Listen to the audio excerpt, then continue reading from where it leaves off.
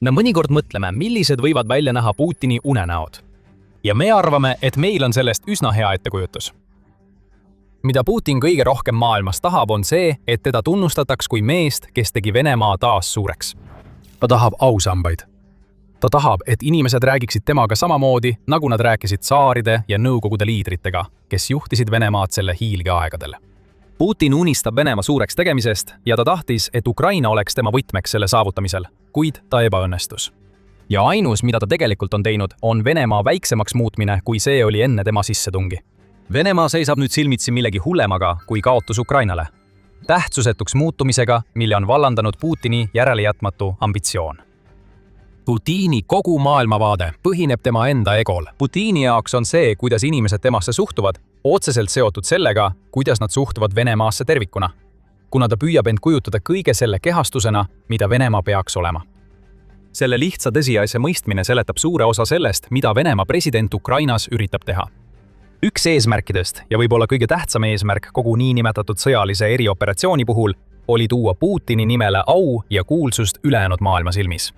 Ta uskus, et vallutades Ukraina võib ta jääda ajalukku kui üks suurtest Vene juhtidest ning selle kaudu muutub Venemaa tema saavutuste tõttu suuremaks ja kuulsusrikkamaks. See on egoistlik ja selle ajendiks on lõpuks asjaolu, et Putin on juba ammu tundnud, et lääs ei austa teda ega Venemaad kaugeltki nii palju kui peaks. Pooleõhus, et Putin tõi NATO laienemise esile ühe oma peamise probleemina, kui ta Ukrainasse tungis. Ta oli seda teinud juba üle 10 aasta enne seda, mitte tingimata sellepärast, et ta kardaks NATOt. Putin pole kunagi uskunud, et NATO alustaks sõda Venemaaga. Mida ta kartis, oli see, et NATO laienemine seotakse tema enda ametiajaga Venemaa presidendina. Lääs oleks muutunud suuremaks ja Putini arvates oleks Venemaa mõjusfäär muutunud väiksemaks, kui ta poleks midagi ette võtnud. Putini jaoks ei saanud sellist olukorda lubada. Ta tahab olla suur. Ta tahab, et teda austataks. Putin tahab olla see mees, kellele venelased viitavad 100 aasta pärast kui mehele, kes tõi oma riigi tagasi vana Vene impeeriumi või Nõukogude Liidu hiilguse tippu. Sõda Ukraina vastu pidi olema esimene samm selle pärandi poole liikumisel. Aga tegelikult sai sellest hoopis silmus, mille Putin endale kaela pani. Tema meeleheitlik auahnus pole teinud muud kui halvanud Venemaa. Andnud Ukrainale jõudu juurde ja loonud tulevikku, mis tagab, et Putin jõuab ajalooraamatutesse. Ainult mitte nende põhjuste tõttu, millest ta alati unistanud oli. Vaatame, mida sõda on Venemaale geopoliitiliselt teinud, alustades riigist, mis oli ja on siiani Putini sihtmärk, Ukrainast. Putini jaoks tähendaks Ukraina kaotus seda, et Venemaad peetaks suurvõimuks 3 suure, USA, Hiina ja Venemaa seas.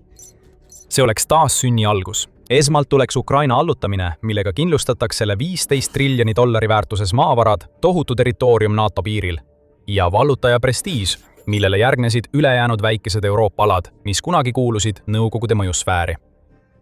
See oli suur plaan, aga kõik, mida Putin suutis teha, oli süüdata sütik, mille tulemusel tõusis Ukraina ülemaailmseks suurvõimuks, mida Putin poleks osanud ette kujutada.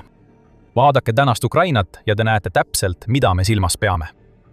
Venemaa on paljastatud kui keskjõud, mis ei ole samal tasemel USA ja Hiinaga, ning see paljastus on tulnud hinnaga, et Ukrainast on saanud tugevam riik, kui ta kunagi oleks olnud, kui Putini armee oleks lihtsalt eemale jäänud. Isegi nüüd, pärast enam kui 4 aastat kestnud võitlust, on rindejoon Ukrainas suhteliselt staatiline ja Venemaal on veel umbes 80% riigist vallutada, kui ta tahab saavutada Putini visiooni. Tänu oma droonidiplomaatiale on Ukrainas saanud sõjaline jõud, millega tuleb arvestada nii globaalsel areenil kui ka oma territooriumil. Kogu Euroopas sõlmitakse kokkuleppeid, kuna Ukraina põinib end sügavalt NATO struktuuridesse, mida Putin soovis nõrgendada, hoolimata sellest, et ta ise pole NATO liige. Lähis-Idas sõlmib Ukraina kokkuleppeid selliste riikidega nagu Saudi Araabia, Katar ja Araabia Ühendemiraadid. Iga üks neist kestab 10 aastat, sisaldab lubadusi raha ja nafta kohta ning on saanud võimalikuks ainult tänu droonidele, mida Ukraina oli sunnitud välja arendama, et tõrjuda Putini sissetungi. See, mis pidi olema vältimatu võit, isegi kui see saabus hiljem, kui Putin lubas, muutus esmalt ummikseisuks ja seejärel sõjaks, mis on andnud Ukrainale jõudu juurde ning nõrgestanud Venemaad geopoliitilisel areenil. Atlantic Council teatab, et Ukraina sõjavägi on nüüd nii muljetavaldav, et nende sõdurid saavad ühisõppustel sageli paremini hakkama kui nende NATO kolleegid. Ukraina ei ole enam see julgeolekukoorem, mis ta oli siis, kui Putin alustas sissetungi. See on panustaja ja maailma liider paljudes tehnoloogiates, mis on spetsiaalselt loodud Venemaa alistamiseks.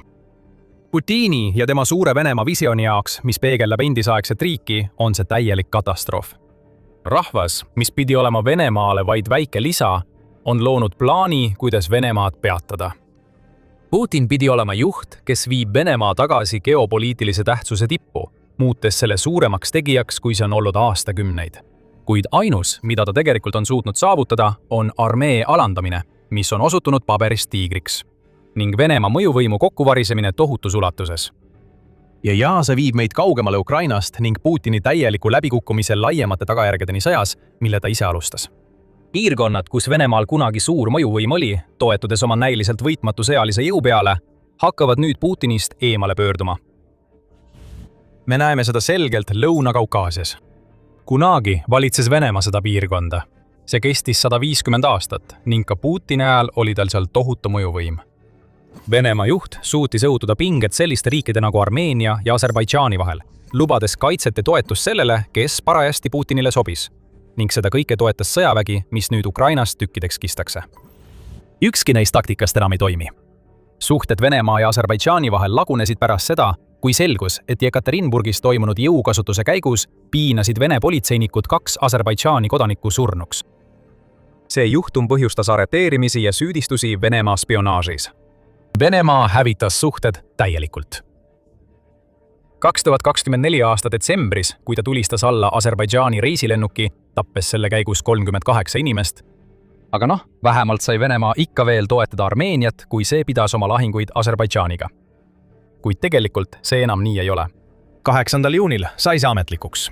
Armeenia ametis olev peaminister Nikol Pashinyan võitis tagasi valimised, alistades Putini toetatud kandidaadid ja ületades Venemaa survekampaania, mis hõlmas kaubandussuhete lõpetamise ähvardusi. Ühel hetkel tegi Putin Pashinyanile selgeks, et gaas, mida Venemaa Armeeniale tarnib, maksab $177.50 ehk $177,50 1000 kuupmeetri kohta.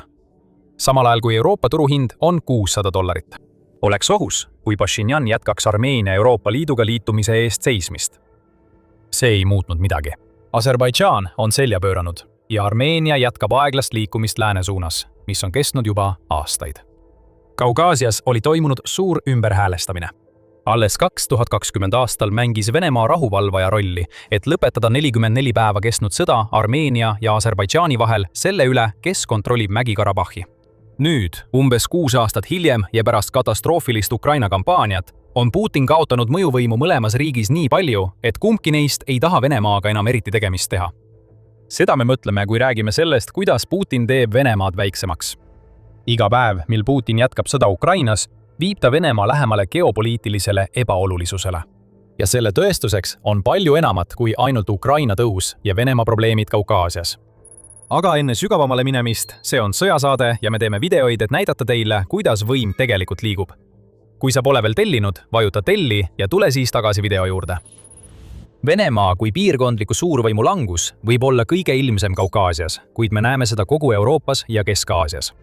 Moldova, Gruusia ja Kasahstan on kõik saanud väga selgeid meeldetuletusi, kui ohtlik on asuda Venemaa lähedal, kui Putini-sugune pärandist kinnisidees hullumeelne vabalt tegutseb, ütleb Eesti Rahvusvaheline Kaitseuuringute Keskus. Moldova taotleb aktiivselt Euroopa Liidu liikmelisust, nagu ka Ukraina ja Armeenia, mis on veel üks näide sellest, kuidas Putini sõda viib riigid, keda Venemaa kunagi mõjutas, üha sügavamale läänerüppe. Teised riigid, nagu Tadžikistan, on näinud, kuidas Venemaa on relvi ja vägesid välja viinud, et neid Ukrainas kasutada. Sellist sõnumit ei jäeta tähelepanuta. Venemaa peaks selles sõjas olema suur jõud. Kui ta võtab tagasi kaitse, mida ta on teistele riikidele lubanud, siis mida see tegelikult ütleb selle riigi kohta ja selle kohta, milleks Putin on selle muutnud?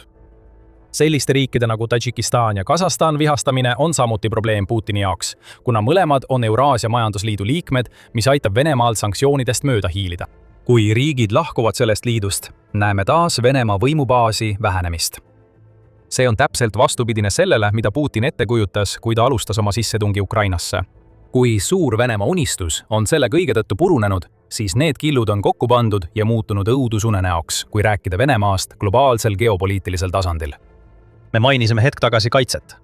Süüria, Venezuela ja Iraan pidid samuti saama kasu Vene relvadest ja Putini lubadusest, et Venemaa töötab selle nimel, et kaitsta nende riiklikke huve. Mis on neil kolmel riigil ühist?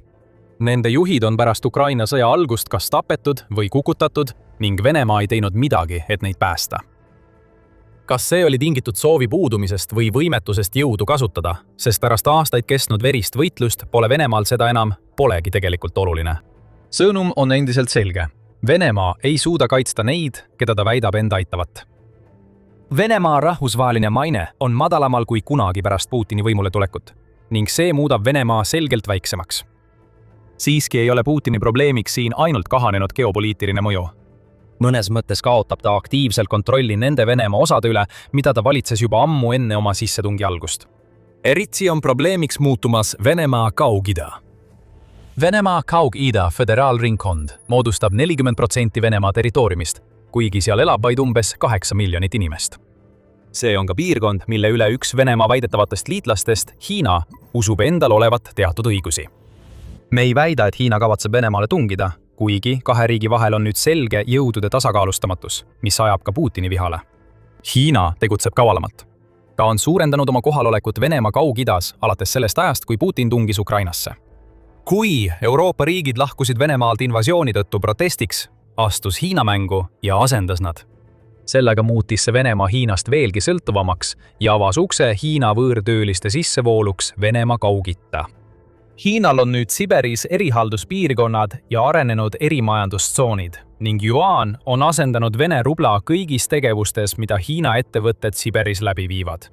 Jällegi, see ei vii tõenäoliselt mingisuguse suure territoriaalse annekteerimiseni Hiina poolt. Aga Peking ei pea midagi sellist tegema. Neile piisab sellest, et nad kasutavad ära Putini kasvavat meeleheidet, et suurendada oma mõjuvõimu Venemaa Kaug-Idas. Jällegi, see on Putini läbikukkumiste tulemus Ukrainas. Kuna tema tähelepanu on endiselt 3 päeval kestval erioperatsioonil, mis on nüüdseks kestnud üle 4 aasta, ei saa Putin teha muud, kui lubada Hiinal teha, mida ta tahab, sest ta teab, et Venemaa ei jää ellu ilma Hiina toetuseta. Lõppude lõpuks ostab Hiina umbes 50% Venemaa toornaftast. Kui see raha kaob, siis kõik, mille nimel Putin pingutab, variseb tolmuks. See on see kahetsusväärne olukord, kuhu Putin nüüd sattunud on. Tema püüdlus taastada Venemaale see staatus, mis tal oli Nõukogude Liidu hiilge ajal, on lõppkokkuvõttes muutnud Venemaa väiksemaks nii otseses kui ka geopoliitilises mõttes. Kui Nõukogude Liit oli oma tipul, kontrollis Venemaa lisaks oma territooriumile veel 14 vabariiki. Võrrelge seda sellega, mida Putin on saavutanud pärast seda, kui ta alustas oma sissetungi Ukrainasse. Ukraina ise, mis oli kunagi Nõukogude Liidu viljaait, on endiselt vallutamata ja on nüüd tugevam geopoliitiline jõud kui kunagi varem. Kaukaasia riigid pööravad Venemaale selja, muutes Venemaa väiksemaks kaotatud mõju tõttu.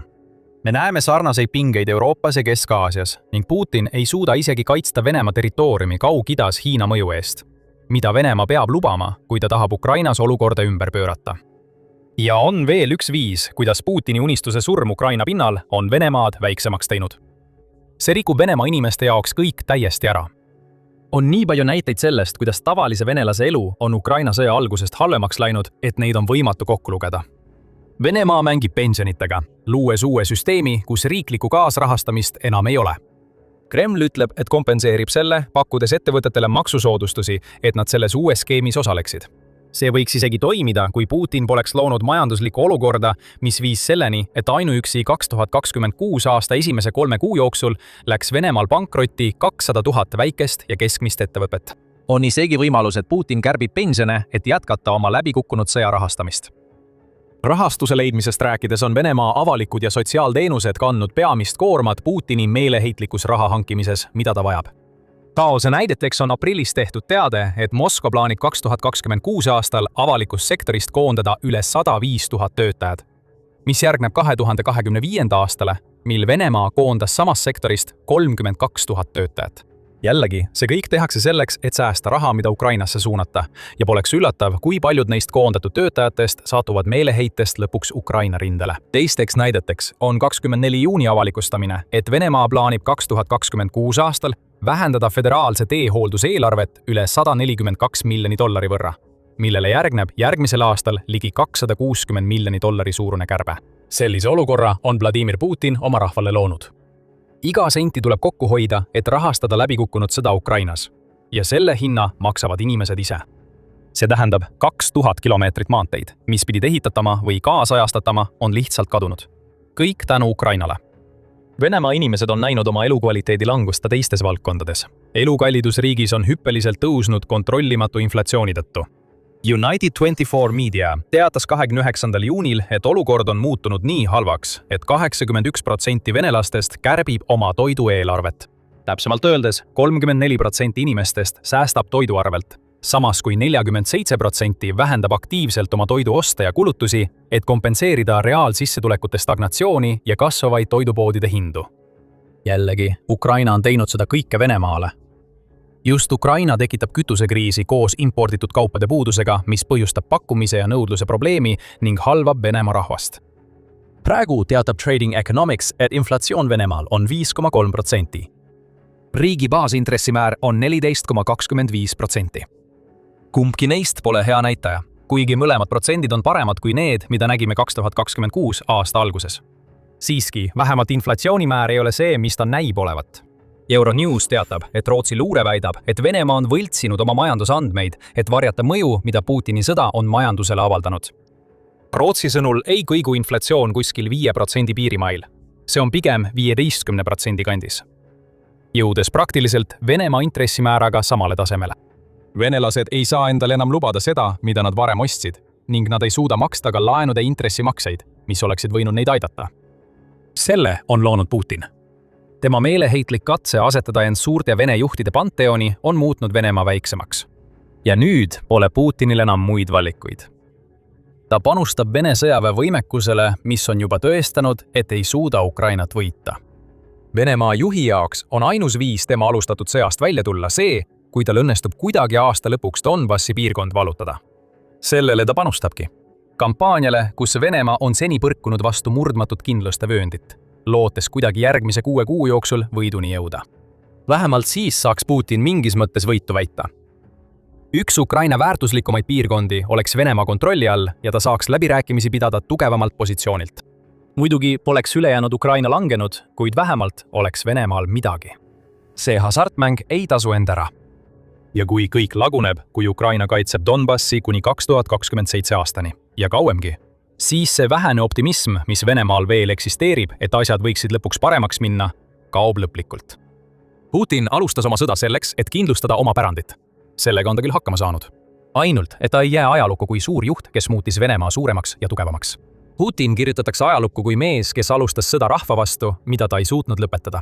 Ta jääb meheks, kes viis Venemaa pankrotti, viis oma rahva elatustaseme aastakümneid tagasi, kaotas nii piirkondliku kui ka globaalse mõjuvõimu ning võib-olla isegi loovutas Venemaa Kaug-Ida.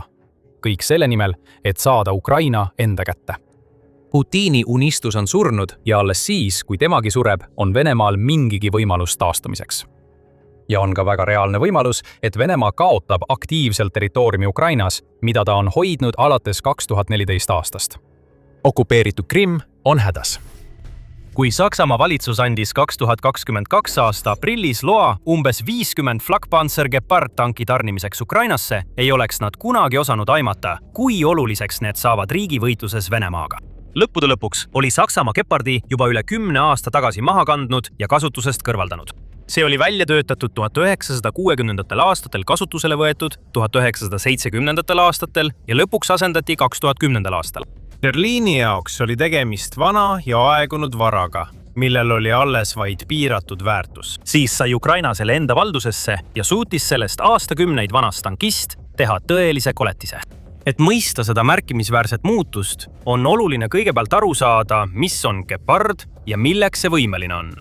Flakpanzer Gepard, tuntud ka kui Gepard, on igas ilmastikus kasutatav iseliikuv õhutõrjekahur. See tähendab, et erinevalt tüüpilistest lahingutankidest, mis on mõeldud eesliini lahinguteks ja otsesteks kokkupõrgeteks teiste tankide ja soomukitega, on Gepard loodud spetsiaalselt vaenlase õhusõidukitega, sealhulgas madalal lendavate lennukite ja kopteritega tegelemiseks.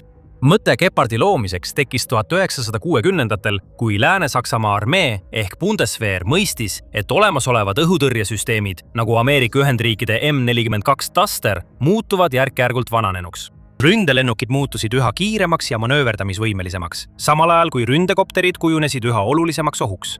NATO vajas süsteeme, mis oleksid mobiilsemad, täpsemad ja suudaksid koos tankide ning soomusjalaväe masinatega lahingusse minna, et vaenlase lennuvahendeid rünnata sõltumata maastikust või ilmastikuoludest.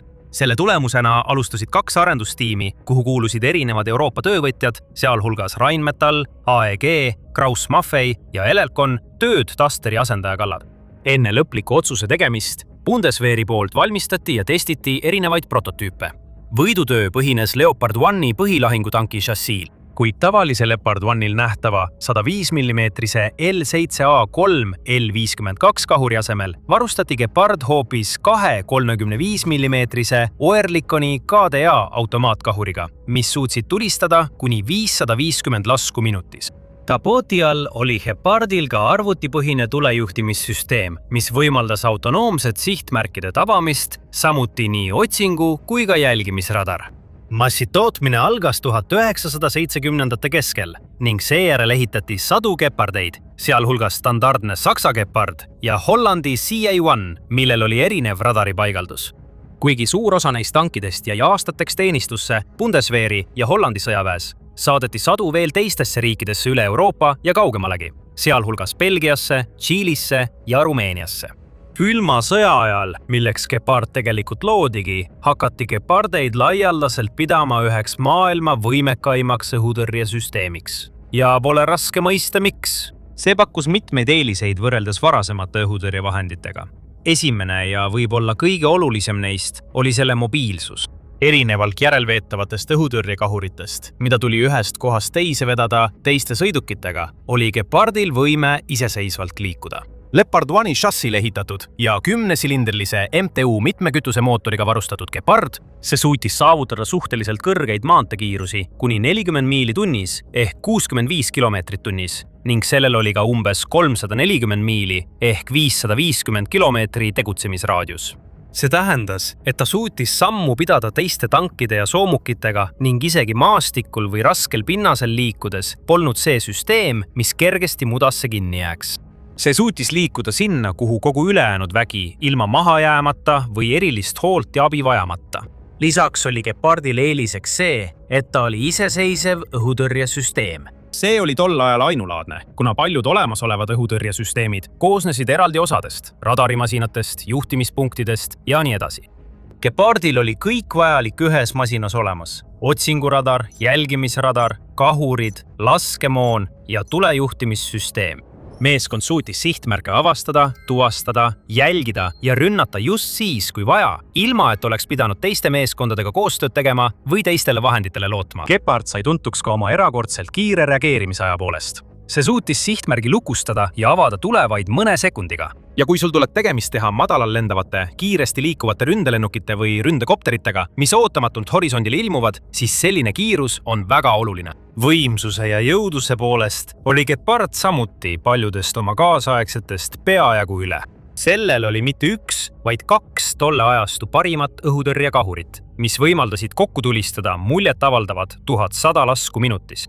Suurepärase täpsuse ja mitme kilomeetri tõhuse laskekaugusega suutsid need kahurid sõna otseses mõttes paisata õhku mürskude seina, muutes taeva surmalõksuks igale Nõukogude piloodile, kes julges liiga lähedale tulla. See tähendas ka seda, et paljud tollal Nõukogude Liidu kasutatud tüüpilised õhutõrje vastumeetmed, nagu valgusraketid, rabarisegajad ja elektroonilise sõjapidamise süsteemid, ei kujutanud Gepardile erilist ohtu. Kõik, mida ta tegema pidi, oli tulistama kümneid ja kümneid mürske sihtmärgi suunas ning tal oli keskmisest suurem võimalus see alla tuua. See oli mitmes mõttes oma aja täiuslik relv. Ideaalne vastus Nõukogude ründelennukitele, madallennul pommitajatele ja ründekopteritele nagu Mi-24. Aga Gepardi aeg näis lõpuks otsa saavat. 1990-ndateks ja 2000-ndate alguseks polnud strateegiline olukord enam endine. Külm sõda lõppes, Nõukogude Liit lagunes ja need ohud, mille vastu Gepard oli loodud, näisid olevat kadunud. Mõte ulatuslikest tankilahingutest ja pommirünnakutest üle Kesk-Euroopa ei tundunud enam eriti tõenäoline. Ja maailma suurimad sõjalised jõud hakkasid keskenduma rohkem maa-õhkrakettide arendamisele, luues õhutõrjesüsteeme, mille tegevusraadius oli palju suurem kui Gepardi sarnastel tavapärastel kahuritel. Äkitselt hakkas see kunagine maailma tippsüsteem tunduma kui relikt minevikust. Tulevikku vaadates kujutasid sõjaväe planeerijad ette, et tulevasi konflikte hakkavad domineerima ülehelikiirusega raketisüsteemid ja $1 miljard maksvad ründelennukid. Nad ei näinud sellisel lahinguväljal kohta relvale, mis kaalus ligi 50 tonni, vajas omaette väljaõppinud meeskonda ja logistilist tuge ning nõudis oma mehaanilise keerukuse tõttu ka üsna kallist ja ulatuslikku hooldust. Berliin ei suutnud enam õigustada nende õhutõrjekahurite suhteliselt suurt hulka hoidmist ja hooldamist, kuna ei eeldatud, et neid kunagi tegelikult vaja läheb.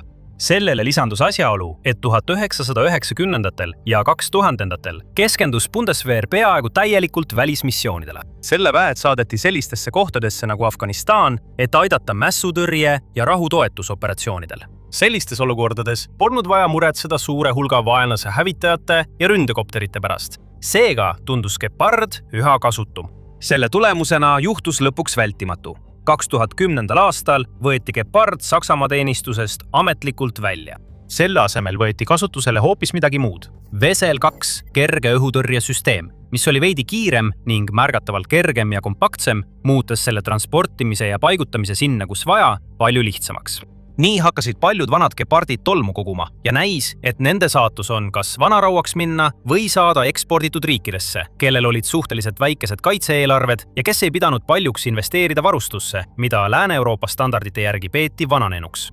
Järgnenud aastatel plaanis Saksamaa isegi osa neist süsteemidest Brasiiliasse ja Katarisse saata, et neid kasutada turvameetmetena selliste sündmuste ajal nagu suveolümpiamängud ja FIFA maailmameistrivõistlused. Siis puhkes sõda Ukrainas. Alguses kritiseeriti Saksamaad selle eest, et ta ei toetanud Kiievi vägesid piisavalt ning Berliin pakkus kurikuulsalt vahetult enne sõja algust Ukrainale vaid mõne tuhande kiivri saatmist.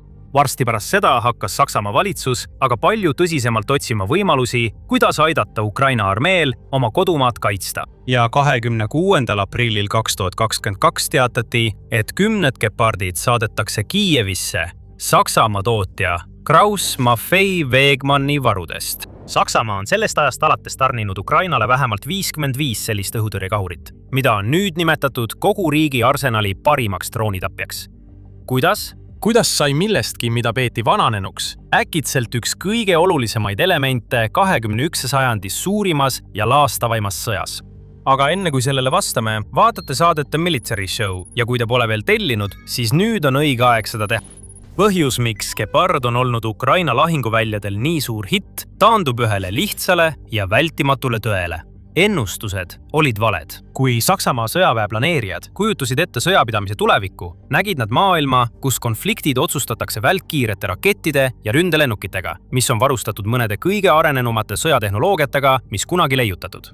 Droonidele nad ei mõelnud. Nad ei mõistnud, kui suur mõju oleks mehitamata õhusõidukitel ehk droonidel. Siis algas Ukraina sõda ja maailm hakkas nägema, kui hävitavad ja laastavad võivad droonid olla, kui Venemaa saatis tohutuid drooniparvi Ukraina linnade ja asulate suunas. Mida rohkem aega möödus, seda olulisemaks muutusid droonid. Kreml investeeris sellesse tehnoloogiasse palju, rajades uusi droonide tootmistehaseid ning suurendades oma rünnakute ulatust ja intensiivsust. Ukraina oli sunnitud leidma viise nende rünnakute vastu kaitsmiseks ning Gepard osutus kõigist kõige tõhusamaks valikuks. Vaid mõni kuu pärast süsteemi saabumist Ukrainasse kiitsid Kiievi sõdurid seda taevani, kirjeldades, kui tõhus see on Vene Shahedi tüüpi suitsiidroonide vastu võitlemisel. Teated näitavad, et üksikud Gepardi õhutõrjekahurid hävitasid korraga 10 droone ning mõned olid suutnud alla lasta ka Vene tiibrakette. Aastate möödudes Gepardi maine kasvas ning isegi siis, kui Ukraina hankis ja arendas laiemat valikut õhutõrjevahendeid, ehitades ühe maailma kõige keerukama ja kihilisema kaitsevõrgu, jäi Gepard endiselt silmapaistvaks ning oli võib-olla kõige olulisem pusletükk. Ja Ukraina kaitsjad ei pidanud Gepardid tõhusaks muutmiseks isegi ümber kohandama. Nad ei pidanud seda väidetavalt aegunud relvasüsteemi täiendama uute lisade või paremate tehnoloogiatega, et see vastaks tänapäevastele standarditele. Nad kasutasid seda lihtsalt täpselt nii, nagu see oli mõeldud kasutamiseks ja tulemused olid märkimisväärsed. Selle edu taga on 4 peamist põhjust. Esimene ja võib-olla kõige olulisem põhjus on hind. Paljud kõige kaasaegsemad ja keerukamad lääne õhutõrjesüsteemid on uskumatult kallid. Need ei maksa palju ainult ostmisel, vaid ka kasutamisel, sest paljud neist tulistavad tõrjerakette, mille hind võib ulatuda sadade tuhandete või isegi mitme miljoni dollarini tüki kohta. Näiteks USA Patriot-süsteemis kasutatavad PAC-3 raketid maksavad umbes $4 miljonit tüki kohta. Sellist hinnasilti saab õigustada, kui tulistada PAC-3 rakett teise samaväärse väärtusega raketi pihta, hävitades selle õhus ja päästes sellega kümneid elusid. Kui aga tegemist on droonidega, mille ehitamine maksab vaid $10,000 ja mida saab välja saata sadadest üksustest koosnevates parvedes, siis selline rahaline võrrand enam ei toimi. Seetõttu ei saa tänapäevased õhutõrjevõrgustikud koosneda ainult Patriot-tüüpi raketipatareidest ja teistest sarnastest keerukatest süsteemidest, mis tulistavad kalleid tõrjerakette. Iga riik, kes soovib oma õhuruumi droonide eest kaitsta, vajab oluliselt odavamaid alternatiive ja Gepard sobib selleks suurepäraselt. Selle 35 mm mürsud maksavad hinnanguliselt vaid mõnisada eurot tükk. See on tohutu erinevus võrreldes mitme miljoni dollari suuruste raketitõrjerakettide hindadega. See tähendab, et Ukraina saab enesekindlalt tulistada sadu või isegi tuhandeid neid mülske õhku, et tõrjuda Venemaa drooniparvi, ilma et peaks muretsema võimatult suure arve pärast. Ja see viib meid Gepardi teise suure eelise juurde – kättesaadavus. See hõlmab nii süsteemide endi kui ka nende kasutatava laskemoona kättesaadavust. Saksamaal oli sõja alguses neid süsteeme kümneid, nii et neil polnud erilisi raskusi nende hankimise ja peaaegu kohe Ukrainasse saatmisega. Laskemonaga oli olukord veidi keerulisem, kuna neutraalne Šveits takistas Saksamaal oma Šveitsis toodetud laskemoonavarusid Kiievisse saatmast ning piiras ka muid sõjalisi tarneid Ukrainasse, sundides Berliini otsima alternatiivseid võimalusi. Õnneks otsustas Saksamaa suurim kaitsetööstusettevõte Rheinmetall 2022 aasta detsembriks rajada täiesti uue tehase, et Šveitsi keelust mööda minna. Uute mürskude tootmine algas 2023 aasta kevadel ning sellest ajast alates on Ukrainale tarnitud sadu tuhandeid laskemoona. See on teravas kontrastis paljude teiste õhutõrjesüsteemide ja relvasüsteemidega, mida Ukraina lääneliitlased on saatnud. Paljudel juhtudel anti neid süsteeme vaid väikestes kogustes või koos piiratud hulga laskemoonaga, sest lihtsalt ei olnud rohkem saadaval. Näiteks Patriot-süsteemis kasutatavad raketid on nii kallid valmistada ja üle maailma nii nõutud, et Ukraina on saanud neid vastu võtta ja kasutada suhteliselt väikeses koguses. Sarnane lugu on ka teiste süsteemidega, millest paljud saadeti Kiievisse, kuid on nüüdseks jäänud tolmu koguma, sest nende jaoks vajaliku laskemoona lihtsalt pole piisavas koguses saadaval. Riik on selle laskemoona puuduse kriisi tõttu kannatanud, olles sunnitud valima, milliseid süsteeme kasutada ja milliseid sihtmärke rünnata, ning toetudes üha enam oma enda kodumaistele kaitsevahenditele, mitte lääne poolt tarnitutele. Venemaa on samuti püüdnud olukorda ära kasutada, saates Ukrainasse üha suuremaid droonide parvi ja raketisalvesid, lootes, et vastasel lihtsalt ei jätku piisavalt kaitsevahendeid, et neid kõiki peatada. Õnneks vähemalt Gepardi puhul on laskemoona rohkem kui küllalt, et rahuldada Kiievi vajadusi. Muidugi, taskukohasus ja kättesaadavus ei loeks eriti midagi, kui Gepard tegelikult ei suudaks teha seda, mida vaja – droone hävitada. Ja see viib meid selle süsteemi kolmanda eelise juurde, selle jõudluseni. Mitmeid aastaid pärast sõja algust on piisavalt tõendeid, mis näitavad, et Gepard on paljuski ülim Vene droonide hävitaja. Kremli droonid võivad olla odavad masstootmiseks, kuid neil on mitu selget puudust. Need on suhteliselt aeglased, lendavad madalal kõrgusel, neil on märgatavad radarisignatuurid ja nad järgivad suhteliselt etteaimatavaid lennutrajektoore. See teeb neist ideaalsed sihtmärgid külmasõja aegsetele õhutõrjekahuritele nagu Gepard. Kahuri sisseehitatud radarisüsteemid suudavad neid sihtmärke jälgida ja tuvastada enne, kui kahurid need lühikeste tulepurskega hävitavad. Ja isegi siis, kui Venemaa saadab oma droone massiliselt, lootes Ukraina radareid üle koormata ja kaitset üle ujutada, saab Gepard üllatavalt hästi hakkama.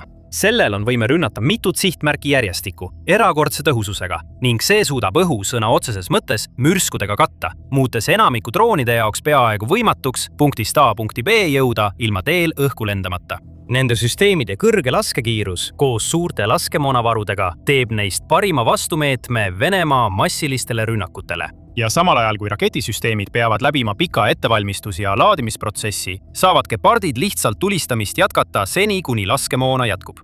Tänu sellele saab Geparde paigutada kas rindele või oma territooriumi sügavusse oluliste taristuobjektide, nagu elektrijaamad, tööstusrajatised, laskemoonalaod ja transpordisõlmed ümbrusesse. Skaneerides taevast vaenlase tegevuse märkide suhtes, valmis silmapilkselt tuld andma ja kaitsma riigi kõige väärtuslikumaid asukohti ja strateegilisi objekte. See toob meid Gepardi viimase eelise juurde, selle mobiilsuseni. Tegemist on suuremahulise konfliktiga. Rindeliinid ulatuvad sadade miilide kaugusele mõlemas suunas ning Venemaa pommitab regulaarselt Ukraina linnu ja asulaid, sealhulgas piirkondi, mis asuvad rindest sadade miilide kaugusel. See annab Ukrainale tohutu territooriumi, mida kaitsta ning sageli tuleb neil oma kõige olulisemaid vahendeid ümber paigutada vastavalt taktika ja prioriteetide muutumisele. Õnneks, kuna Gepard on ise liikuv süsteem, mitte järelveetav, saab see liikuda sinna, kus seda vaja on. erinevalt statsionaarsetest paigaldistest saab Ukraina neid kahureid vajadusel ümber paigutada, viies neid erinevate linnade kaitseks vastavalt ohutaseme muutumisele, kaitsta kriitilist taristut vastavalt luureandmetele eelseisvate rünnakute kohta või isegi saata need rindele liikuvate sõjaväeüksustega kaasa. Kui Hepard on positsioonil, võib sellele loota tugeva kaitsepositsiooni hoidmisel nii kaua kui vaja, tulistades kõiki madalal lendavaid ohte, mis tema tegevusraadiusesse satuvad. Isegi Saksamaa on olnud Gepardi olulisest rollist Ukrainas nii muljet avaldatud, et on kiirendanud oma Skyraider programmi arendamist. See on lühimaa-õhutõrjesüsteem, mille disainis on palju mõjutusi Gepardilt ning mida hakatakse kasutama droonide ja rändmoona vastu kaitsmiseks. See on alanud. Situatsioon, mida Putin ja tema kaaslased kunagi ei arvanud juhtuvat, on teoks saamas. Venelased lahkuvad Krimmist. Õigemini, Vene okupandid põgenevad nii kiiresti kui suudavad ja lausa massiliselt, kuna Ukraina droonirünnakud muudavad elu ebaseaduslikult annekteeritud poolsaarel võimatuks. Panika on Krimmi raputanud. Kertši sild on nüüd autosid täis. Kõik kiirustavad Venemaa mandri suhtelise turvalisuse poole. See on Krimmi deokupatsioon, mis toimub reaalajas ja Ukraina pole pidanud poolsaarele saatma ühtegi sõdurit. Ukraina tühjendab Krimmi venelastest igaveseks ja Venemaa jaoks läheb olukord siit ainult hullemaks. Me suundume Kertši sillale. Sa oled sellest ilmselt kuulnud. Putini mitme miljardi dollari suurune monument tema kujuteldavale edule Krimmis ühendab Venemaa mandri okupeeritud alaga ning see peaks olema võtmetähtsusega, et Krimm toimiks olulise lülina sõjamasinas, mille Venemaa Ukraina vastu vallandas. Nüüd ei ole Kertši sild sugugi enam oluline lüli. See on siiski endiselt sümbol, kuid nüüd on see sümbol sellest, kuidas Ukraina geniaalne strateegia Krimmi suhtes on Putini plaanid täielikult rööpast välja viinud ja käivitanud poolsaare derussifitseerimise alguse. 25. juunil teatas United24 Media, et Kertši sillal oli tekkinud 10-kilomeetrine ummik. See tohutu autode rivi ulatub Venemaa kontrolli all olevast kontrollpunktist sillal kuni Ivanivka külla ning seal on umbes 1500 tsiviilsõidukit, mis kõik üritavad teha täpselt sama asja, Krimmist minema pääseda. Seda tohutut ummikut on näha satelliidifotodel, mis näitavad selgelt, kui palju venelasi üritab poolsaarelt põgeneda. Skeemi Telegrami kanalil jagatud fotod näitavad, kuidas Vene okupandid paanitsevad. Kertši silla kontrollpunktides on kehtestatud ranged turvameetmed. Krimmi Vene okupandid kirjutavad aktiivselt sotsiaalmeedias oma kavatsusest lahkuda, kuna Ukraina rünnakud tabavad nii poolsaart kui ka kõiki Krimmi viivaid logistilisi teid. Isegi need, kes üritavad Kertši sillale pääseda, ei ole veel ohutud, sest liiklus sillal peatatakse regulaarselt Ukraina raketi ja drooniohu tõttu. See on reaalsus, millega Krimmi okupandid nüüd silmitsi seisavad ja ainus, mida nad suudavad teha, on põgeneda. Ja see pole nii, et me näeksime ummikuid silla mõlemas otsas. Teisel pool on Krimmi suunduva liikluse järjekord umbes kolmandik sellest, mis on neil, kes üritavad välja pääseda. Kui me oleksime vandenõuteoreetikud, võiksime väita, et Venemaa üritab aktiivselt takistada okupantidel Krimmist lahkumist.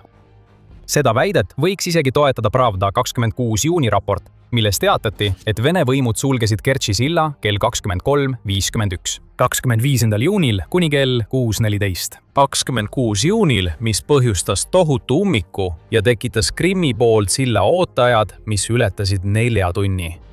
See on peaaegu nii, nagu loodaks Venemaa, et silla tundideks sulgemine veenab põgeneda üritajaid tagasi pöörduma, võimaldades Venemaal säilitada illusiooni, et poolsaarel on kõik hästi. Aga see illusioon on ammu purunenud ja satelliidifotod räägivad tõelist lugu. 26. juuniks teatas Ukraina uus hääl, et järjekord oli paisunud 15 kilomeetrini. Ja tõenäoliselt oli mingi sündmus, mis ajendas nii paljusid okupante otsustama, et nüüd on aeg lahkuda. 25. juunil korraldas Ukraina Krimmist tõelise löögirahe, tabades 38 sihtmärki, sealhulgas õhutõrjesüsteeme, naftabaasi Žankoi piirkonnas ja mis kõige tähtsam, soojuselektrijaama Simferopolis ning elektrialajaamu nii seal kui ka Sevastopolis. Krimmis on praegu eriolukord, nii otseses kui ka ülekantud tähenduses. 26. juunil kuulutati Sevastopolis välja piirkondlik eriolukord pärast Ukraina droonirünnakut, mis ütleb kõik, mida on vaja teada Venemaa okupatsiooni olukorra kohta linnas, mis oli kunagi Musta mere laevastiku kodu, enne kui Ukraina droonid ja raketid sundisid neid taanduma. Aga teine eriolukord on Kremlis endas või võib-olla täpsemalt öeldes selles punkris, kus Putin täna peidus on. Venemaa juht jälgib suurt kriisi, mis areneb Krimmis. Tuhanded inimesed üritavad põgeneda. Poolsaar on rünnakutest lõhki rebitud ja selle logistilised arterid lõigatakse ükshaaval läbi. Ja kui ta peidab end ning üritab teeselda, et miski sellest ei taba Venemaa väidetava ülemvõimu suurimat sümbolit Ukraina üle, peab Putin tunnistama üht lihtsat, vaieldamatut fakti. Siit edasi läheb asi ainult hullemaks. Võtame korraks sammu tagasi. Need 38 lööki, mis Krimmi raputasid, võisid olla viimane ülekõrs. Paljudele okupantidele, kes on nüüd ummikutes Krimmi silla peal, püüdes koju põgeneda, tegelikult näeme siin kampaania kulminatsiooni, mis on muutnud Krimmi Vene okupantide jaoks täielikuks põrguks. Ukraina on juba nädalaid süstemaatiliselt hävitanud Krimmi viivaid logistilisi teid ning sihtinud poolsaarele suunduvaid varustus- ja kütuseautosid. Tagajärjed on kõigile selgelt näha. Need rünnakud on põhjustanud Krimmis suure kütusepuuduse. Paljudel juhtudel ei saa okupandid kütust kätte, sest see on antud prioriteedina sõjaväe ja päästeteenistuste kasutusse. Vähestes tantlates, kus kütust veel on, piiratakse müüki 20 liitrini inimese kohta ning bensiini saab ainult QR-kupongide alusel. See pole just eriti hea neile, kes üritavad kütust saada, sest internetikatkestused hakkavad juba mõjutama Sevastopolit ja võivad levida ülejäänud Krimmi. Siis on veel toit. Alates juuni algusest on Ukraina teatanud toiduainete puudusest Krimmi supermarketite riiulitel, mille põhjuseks on taas Ukraina rünnakud Venemaa poolsaarele suunduva logistika vastu. Nüüd pange end Krimmi okupeerija olukorda. Sa vaatad, kuidas see kõik sinu ümber toimub. Toiduvarud su kappides vähenevad ja autos pole peaaegu kunagi piisavalt kütust, et supermarketisse sõita. Isegi kui oleks, ei saa sa olla kindel, et saad seda, mida vajad. Aga lõpuks sul veab. Internet tuleb tagasi ja sa leiad tankla, mis müüb kütust ning saad tegelikult oma QR-koodile ligi. Paagis on kütust, aga sa ei saa olla kindel, et saad sama teha homme või isegi järgmistel päevadel. Ja mitte miski sellest ei paista paremaks minevat. Mida sa teed? Vähemalt 1500 sõidukile, mis seisavad järjekorras Kertši sillal, on vastus põgeneda tagasi Venemaale, lootes, et seal pole probleemid nii suured. Põrgu alles algab Krimmi okupantide jaoks ja just sellepärast tahavad nii paljud sealt minema saada. Siiski on veel üks probleem, mida tuleb arvestada. Kertši sild ise. Asi pole ainult selles, et paljud venelased kardavad, et nad ei saa kütust ja ei saa Krimmist lahkuda, kui tahavad. Nad kardavad ka seda, et Ukraina sulgeb selle ainsa võimaluse, mis neil on selle otsuse tegemiseks. Aga enne kui me selgitame, mida me selle all mõtleme, vaatate te sõjasaadet, kus me läheme pealkirjadest kaugemale, et tuua teieni tõeline lugu. Vajutage nuppu telli, kui teile meeldib see, mida näete. Ja nüüd läheme tagasi video juurde. Asi pole ainult selles, et okupandid näevad tühje kütusepaake ja vähenevaid varusid poeriiulitel. Nad näevad ka igal pool tulekahjusid, tohutuid suitsusambaid taevasse tõusmas, kui järjekordne Ukraina droon või rakett tabab sihtmärki. Ja mitte kusagil pole see kõik praegu nähtavam kui silla lähedal, mida venelased üritavad kasutada Krimmist lahkumiseks. Ukraina pole seda silda otseselt rünnanud, vähemalt mitte hiljuti, kuid nad on edukalt korraldanud rünnakuid selle silla mõlemal poolel. 21. juunil, vaid mõned päevad enne seda, kui mitmekilomeetrised järjekorrad hakkasid tekkima, korraldas Ukraina rünnakuid merelogistika, naftabaasi ja palju muu vastualadel, mis asuvad mõlemal pool Kertši silda. Mõnikord on nende rünnakute suits kandunud üle Kertši silla nii, et tundub nagu sild ise oleks leekides. See ei ole, kuid see võiks olla. Ja just see ongi kogu mõte. Kertši silda peetakse kogu Krimmi üheks kõige paremini kaitstud kohaks. Me nägime neid kaitsemeetmeid Ukraina rünnakute ajal. Lisaks õhukaitsele kasutatakse suitsukatteid, et segadusse ajada Ukraina droone. Pargastest ahelad on paigutatud selleks, et takistada meredroonidel sillatugedest mööda sõitmast ja neid õhku laskmast. Tööd käivad praegu selle nimel, et luua takistusi Kertši silla ümbrusesse vette, et peatada need samad meredroonid. Kõik need kaitsevahendid on kasutusel, kuid Ukraina on siiski edukas oma rünnakutega Kertši silla piirkonnas. Need rünnakud saadavad väga selge sõnumi, millest põgeneda üritavad okupandid on aru saanud. Kaitsevahendid ei loe. Ukraina droonid ja raketid suudavad Kertši sillani jõuda. Väärtuslikke sihtmärke tabatakse silla mõlemal poolel ja võib olla vaid aja küsimus, millal Ukraina otsustab, et ka sild ise muutub sihtmärgiks. Lahku, kuni veel saad. Ukraina võib silla rivist välja lüüa, kui ta seda soovib. Ja see tähendab, et sa ei saa enam kunagi põgeneda. Just kui selle sõnumi kinnituseks on Ukraina muutunud loominguliseks oma hoiatuste edastamisel. 3. juuni ööl ilmusid satelliidifotod Kertši silla kaitsetest. See on juba iseenesest sõnum. Fakt, et need fotod üldse olemas on ja et need on avalikus kasutuses, on viis, kuidas Ukraina annab okupantidele teada, et ta teab täpselt, mida Venemaa üritab silla kaitsmiseks teha. Ukraina on samuti teinud Kertši sillast lähivõtteid mitmest erinevast nurgast, kasutades luuredroone, tõestades taas, et relvad, mille kohta Venemaa tahab Krimmi okupantidele jätta mulje, et need hävitatakse õhutõrje poolt, suudavad tegelikult tungida läbi ja tegutseda karistamatult. Täna tehakse fotosid, aga järgmine kord võib Ukraina saata droone, mis on täidetud lõhkeainetega, et sild rivist välja lüüa, jättes põgeneda soovijad täiesti lõksu poolsaarele, kus neil muutub elamine võimatuks. Krimm on isoleerumas. Okupandid näevad seda kõike. Nad teavad, et Ukraina võib nende peamise põgenemistee ära lõigata ja nüüd üritavad nad lahkuda, kuni see veel võimalik on. Krimmist lahkuda üritavate tsiviilisikute järjekord on Putinile juba iseenesest suur probleem. See näitab, et suurim Venemaa üleoleku sümbol Ukraina suhtes laguneb. Kuid selle probleemi taga peitub veelgi suurem mure. Kõik see toimub tänu Ukraina strateegilisele geniaalsusele, kuna nad on muutnud klassikalise piiramise tänapäevaseks sõjapidamisvahendiks, kasutades selleks oma droone. Ukraina teeb seda, mida kunagi peeti võimatuks. Riik, kellel pole tegelikku mereväge, blokeerib Krimmi ja teeb seda ilma, et peaks oma sõdureid ohtu seadma. Krimmi okupeerijatele avaldatakse survet nagu kunagi varem, nii et lõpuks võib Ukrainal olla võimalik lihtsalt Krimmi sisse marssida ja see tagasi võtta. Ukraina on olnud kannatlik. Ukraina on juba kuid, kui mitte aastaid, järjekindlalt kurnamisstrateegiat ellu viinud. Ja nüüd hakkame nägema, kuidas see kõik Krimmis vilja kannab. Isolatsioonistrateegia pani aluse kõigele sellele, mida me praegu näeme. Me mainisime seda varem. Ukraina on hävitanud Vene veokeid ning lõhkunud maismaa koridore ja maanteid okupeeritud aladel. Et muuta Venemaal praktiliselt võimatuks pidevalt varustust ja toitu poolsaarele toimetada. Õhutõrje on kas ümber mängitud või täielikult hävitatud ning Ukraina ei näita mingeid aeglustumise märke. 23. juunil ründas Ukraina raudteesilda, mis kulgeb üle Põhja-Krimmi kanali Krimmi sees. See on veel üks logistiline arter rivist väljas. Krimmi sees asuvas Rozdolna külas korraldas Ukraina veel ühe rünnaku, seekord 28. juunil, mille tagajärjel varises osa sillast raudteerööbastele. See rünnak viidi läbi koos teise löögiga raudteesilla vastu Põhja-Krimmi kanali ületuskohas. Korduvalt ründab Ukraina, tabades sageli samu sihtmärke mitu korda. Iga sild, mis kokku variseb, on üks tee vähem, mis tähendab veelgi rohkem viivitusi Krimmi okupantidele, kes niigi raskustes on. Ja paanikas pole mitte ainult tsiviilisikud, kes üritavad üle Kertši silla põgeneda. Krimmist on saanud Putini jaoks sõjaline koorem pärast seda, kui see oli nii kaua olnud tema vara. Lõppude lõpuks ei voolanud varustust ainult Krimmi, see voolab ka sealt välja. Ukraina loodud isoleerimisstrateegia tähendab, et Krimmist okupeeritud aladele suunduvad sõjalised varustused ei jõua sinna, kuhu vaja, mis põhjustab suuri probleeme Venemaa rünnakutes. Nad on nüüd nõrgemad kui ühelgi teisel hetkel. 2026 aastal ja Ukraina paneb Venemaa selle eest maksma. Territooriumid vallutatakse tagasi ja rohkem Vene sõdureid hukkub, kõik sellepärast, et Krimm on blokeeritud droonipõhise strateegiaga, mida pole kunagi varem kasutatud.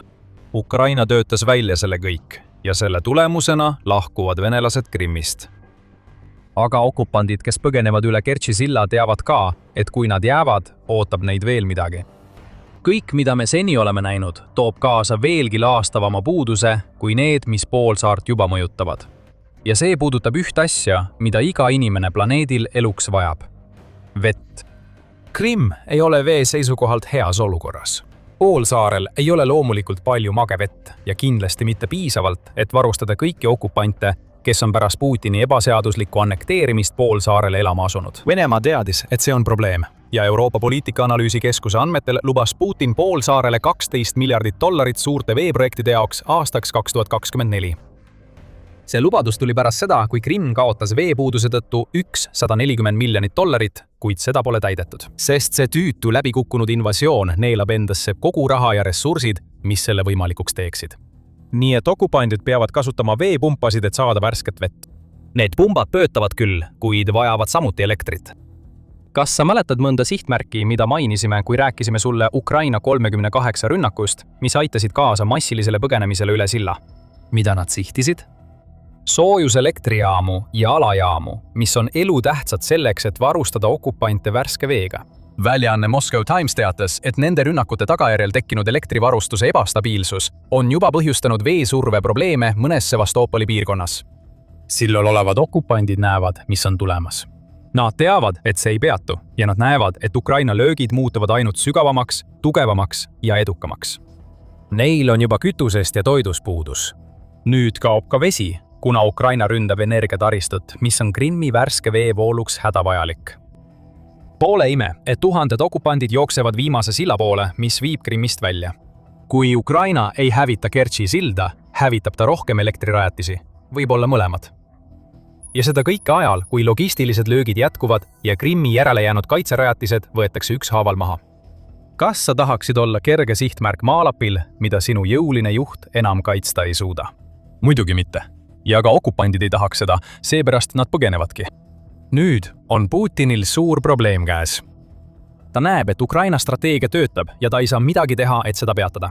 Venemaa ei suuda isegi rohkem õhutõrjet Krimmi tuua, sest Ukraina lõikab pidevalt läbi logistilisi artereid, mis seda võimaldaksid.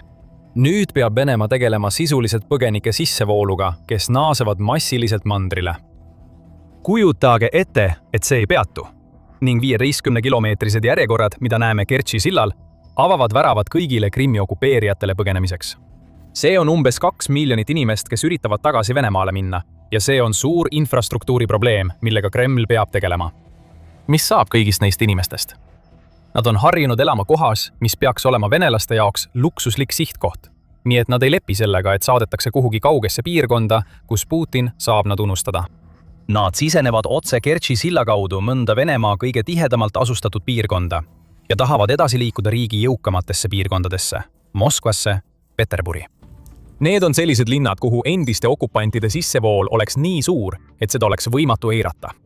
Tuhanded okupantidest põgenikud oleksid kõige kindlam märk kõigile, keda Putin veel suudab veenda, et Ukraina sõda läheb hästi, et asjad on läinud väga valesti. Sõda jõuab koju teistsugusel viisil. Ja võib-olla just nii, et see paneb Vene rahva lõpuks midagi ette võtma oma maniakaalse juhi suhtes. Mis puudutab Putinit, siis kroonijuveel läheb kaotsi. Okupatsiooni all olev Krimm muutuks sisuliselt tohutuks kummituslinnaks, ilma nende venelasteta, kes arvasid, et nende president suudab neid tegelikult kaitsta. Putini veerandsajandi pikkuse valitsemise suur edulugu Venemaal lõpeks järjekordse läbikukkumisena. Ja jamailma arusaam Venemaast muutuks jäädavalt. Putin ei suuda isegi pool saart hoida, rääkimata sõja võitmisest Ukraina vastu. Me näeme juba, et see juhtub. Putin ei suuda kaitsta Krimmi, Moskvat ega ühtegi teist kohta, mis jääb Ukraina troonide ulatusse. Sõjakäik on muutunud ja kui Kertši silla järjekorrad kasvavad, tekivad Ukrainal ja tema liitlastel võimalused noa veelgi sügavamale lüüa. Krimm on Putini võimu sümbol. Kui see laguneb ja Ukraina alles alustab, siis Putini sissetung Ukrainasse peab lõppema. Venemaa veritseb. Mitte ainult rindel, kus kaotused jätkuvalt kasvavad, vaid ka sügaval omaenda territooriumil. Riik on kannatanud tõsise, potentsiaalselt surmava sisemise verejooksu all ja isegi Venemaa president Vladimir Putin ei suuda verejooksu peatada. Tegelikult teeb ta olukorra aktiivselt hullemaks, tirides oma riiki sügavamale kuristikku, paisates ennast ja oma rahvast kriisi, millest nad ei pruugi kunagi pääseda. Selline on Putini meeleheitlik kinnisidee selle sõjaga. Egoistlik vajadus näida võitjana ükskõik mis hinnaga. Ja selle sõja hind kasvab kiiresti kontrolli alt välja. Venemaa hinnanguline kaitsekulutus 2021 aastal. Aasta enne sõja algust oli ligikaudu $65 miljardit. 2022 aastal, sissetungi aastal, tõusis see üle $102 miljardi. 2023 aastaks lähenes see $110 miljardile ja 2024 aastal oli see peaaegu $150 miljardit. See üksi oli erakordne number, kuid Putin tahtis seda ikkagi veelgi kõrgemale tõsta. Nii et 2025 aastal kulutas Venemaa oma sõjaväele peaaegu $200 miljardit. Selleks hetkeks ei helisenud majanduslikud häirekellad enam lihtsalt, vaid undasid üle kogu Moskva tänavate, nii et kõik kuulsid. Riik kulutas üha suurema osa kogu eelarvest kaitsele, jättes teised tööstusharud toetuseta. Selle probleemi süvendamiseks oli Ukraina alustanud intensiivset süvalöögikampaaniat Venemaa taristu vastu, sihtides just neid sõlmpunkte, mis andsid riigi majandusele kõige rohkem, nagu näiteks naftapöötamistehased. Majanduskasv langes järsult, eelarve oli surve all ja keskpank pingutas inflatsiooni ohjeldamise nimel.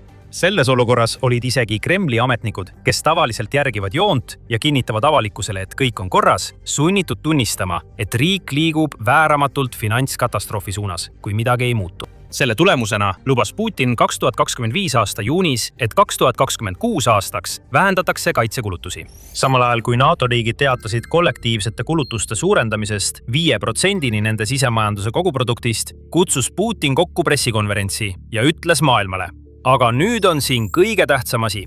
Me plaanime vähendada kaitsekulutusi. Meie jaoks järgmisel aastal ja sellele järgneval aastal, järgmise 3 aasta jooksul plaanime me seda. Ta märkis edasi, et Venemaa kaitse-, rahandus- ja majandusministeeriumid mõtlevad kõik selles suunas. Seega oodati, et 2026 aastal toimub lõpuks märgatav vähenemine summas, mida Venemaa oma sõjapingutustesse suunab. Mõned optimistlikud analüütikud mõtlesid isegi, kas see võiks olla esimene samm vaenutegevuse järk-järgulise leevendamise suunas, sillutades teed rahule. Siis avaldati 2026 aasta andmed ja kõik muutus. Venemaa sõjalised kulutused ulatusid hämmastava 5,9 triljoni rublani ehk 80 miljardi dollarini aasta esimeses kvartalis. See on 30% kasv võrreldes eelmise aasta sama perioodiga, sest 2025 aasta esimese kvartali sõjalised kulutused olid vaid 4,5 triljonit rubla ehk 61 miljardit dollarit. 2026 aasta esimese kvartali kogu föderaalkulud olid 12,8 triljonit rubla ehk peaaegu 175 miljardit dollarit, mis tähendab, et koguni 46% riigi kogukulutustest läks kaitsele. Enamik sellest rahast kuulub salastatud kulutuste kategooriasse. Seega me ei tea täpselt, millele seda kulutati, kuna Kreml eelistab oma sõjaliste kulutuste üksikasju varjata. Sellegipoolest on see tohutu rahasumma, mida 3 kuu jooksul kaitsele kulutada. Ja see läheb täielikult vastuollu Vladimir Putini algse lubadusega, et kaitsekulutused vähenevad 2026 aastal. Nagu Saksamaa rahvusvaheliste ja julgeolekuasjade instituudi majandusteadlane Janis Kluge märgib, on sõjaliste kulutuste tohutu kasv eriti märkimisväärne, sest Venemaa oli algselt plaaninud sel aastal sõjakulude ohjeldamist. Eelarveseaduse kohaselt pidid sõjalised kulutused 2026 aastaks vähenema 6,2%-ni SKP-st võrreldes 2025 aasta 7,8%-ga SKP-st. Siiski moodustasid need juba ainuüksi esimeses kvartalis 2,5% Venemaa eeldatavast kogu aasta SKP-st. Teisisõnu, kui Venemaa jätkaks aasta lõpuni samas tempos kulutamist, ületaks ta hõlpsasti oma seatud 6,2% SKP eesmärgi ja võiks isegi jõuda hämmastava 10%-ni aastasest SKP-st. Kluger märgib, et see on ebatõenäoline, kuna ajaloolised andmed näitavad, et kulutused kipuvad aasta teises ja 3. kvartalis rahunema. Sellegipoolest märgib ta, et see on ikkagi märkimisväärselt kõrge tulemus, lisades, et kui esimene kvartal näitab, kuidas ülejäänud aasta kulgeb. Kaitsekulutused, mis moodustavad 9–10% SKT-st, võivad ennekõike 2026 aastal olla realistlikud.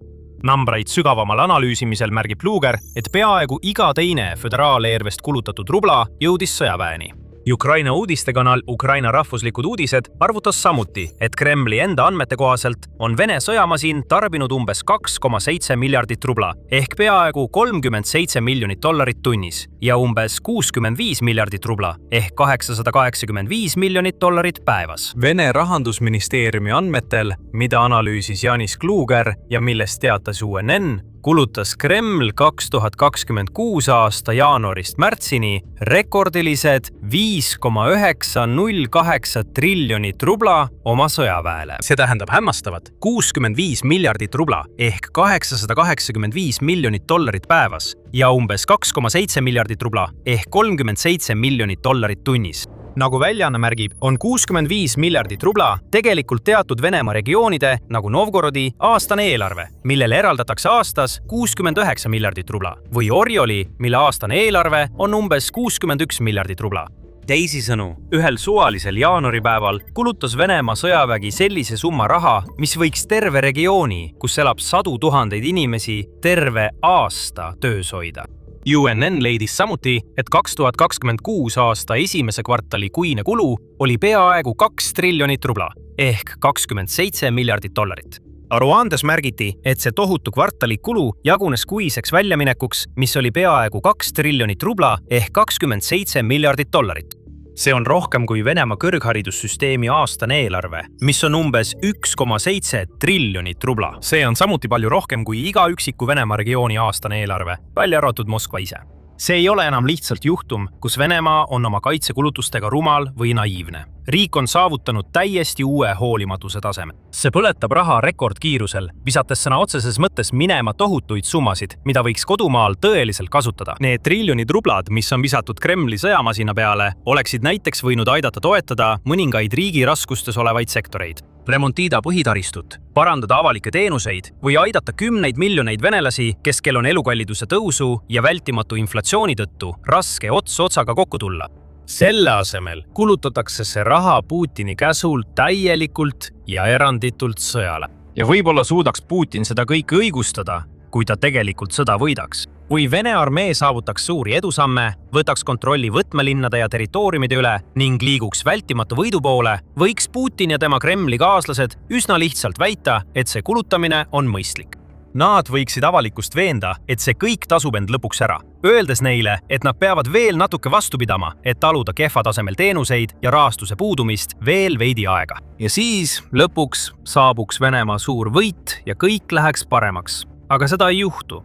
Tegelikult näitavad kõik andmed hoopis vastupidist. 2026 aastal pole Venemaa suutnud rindel kusagil olulist edu saavutada. Selle asemel on nende väed toppama jäänud, saavutades mõnes piirkonnas vaid tühiseid edusamme ja teistes kohtades on neid hoopis tagasi tõrjutud. Kui Ukraina vallutab kaotatud alasid tagasi, on Vene armee jõudnud punkti, kus kaotusi on rohkem, kui nad suudavad taluda. Värbamise määrad on jäänud samale tasemele, samal ajal kui surmade ja vigastatute arv on järk-järgult kasvanud.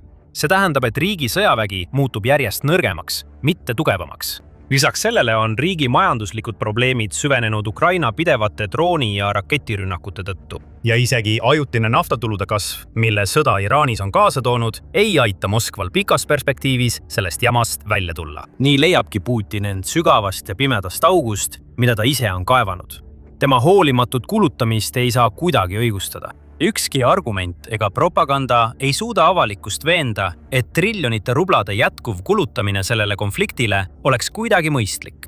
Ometi kaevab Venemaa president end ikka veel sügavamale kriisi. Siiski keeldub ta järele andmast või oma riigi finantsplaane kuidagi ratsionaalselt või mõistlikult ümber korraldamast. Siiski usub ta, et kriisi lahendamiseks piisab aina rohkem raha juurde viskamisest, kuid tal ei ole õigus.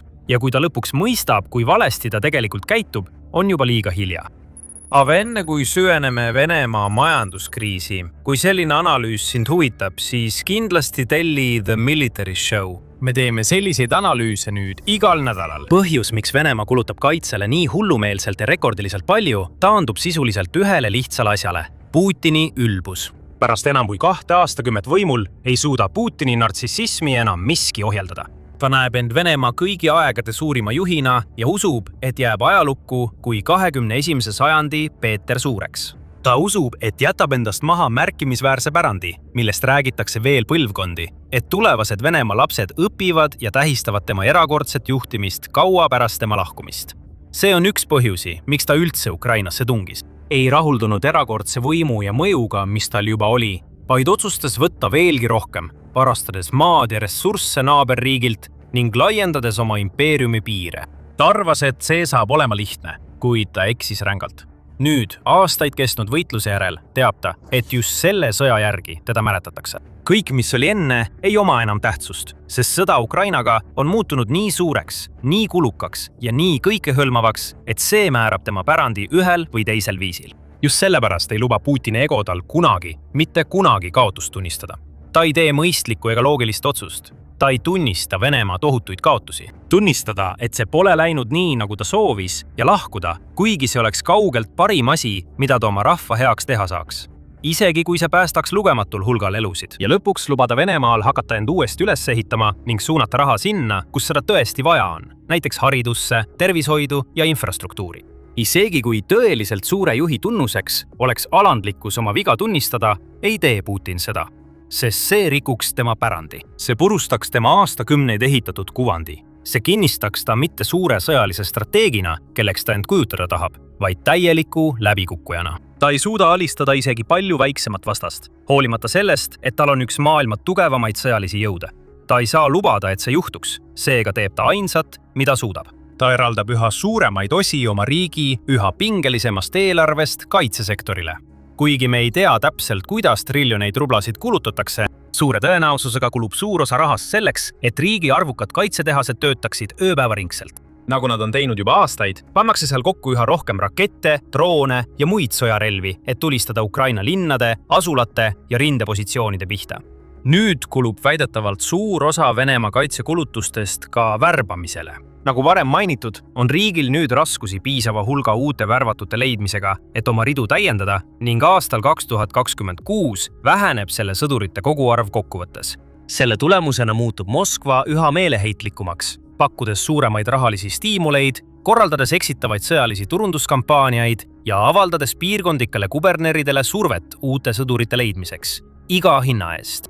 Venemaa peab maksma suuri summasid langenud sõdurite peredele.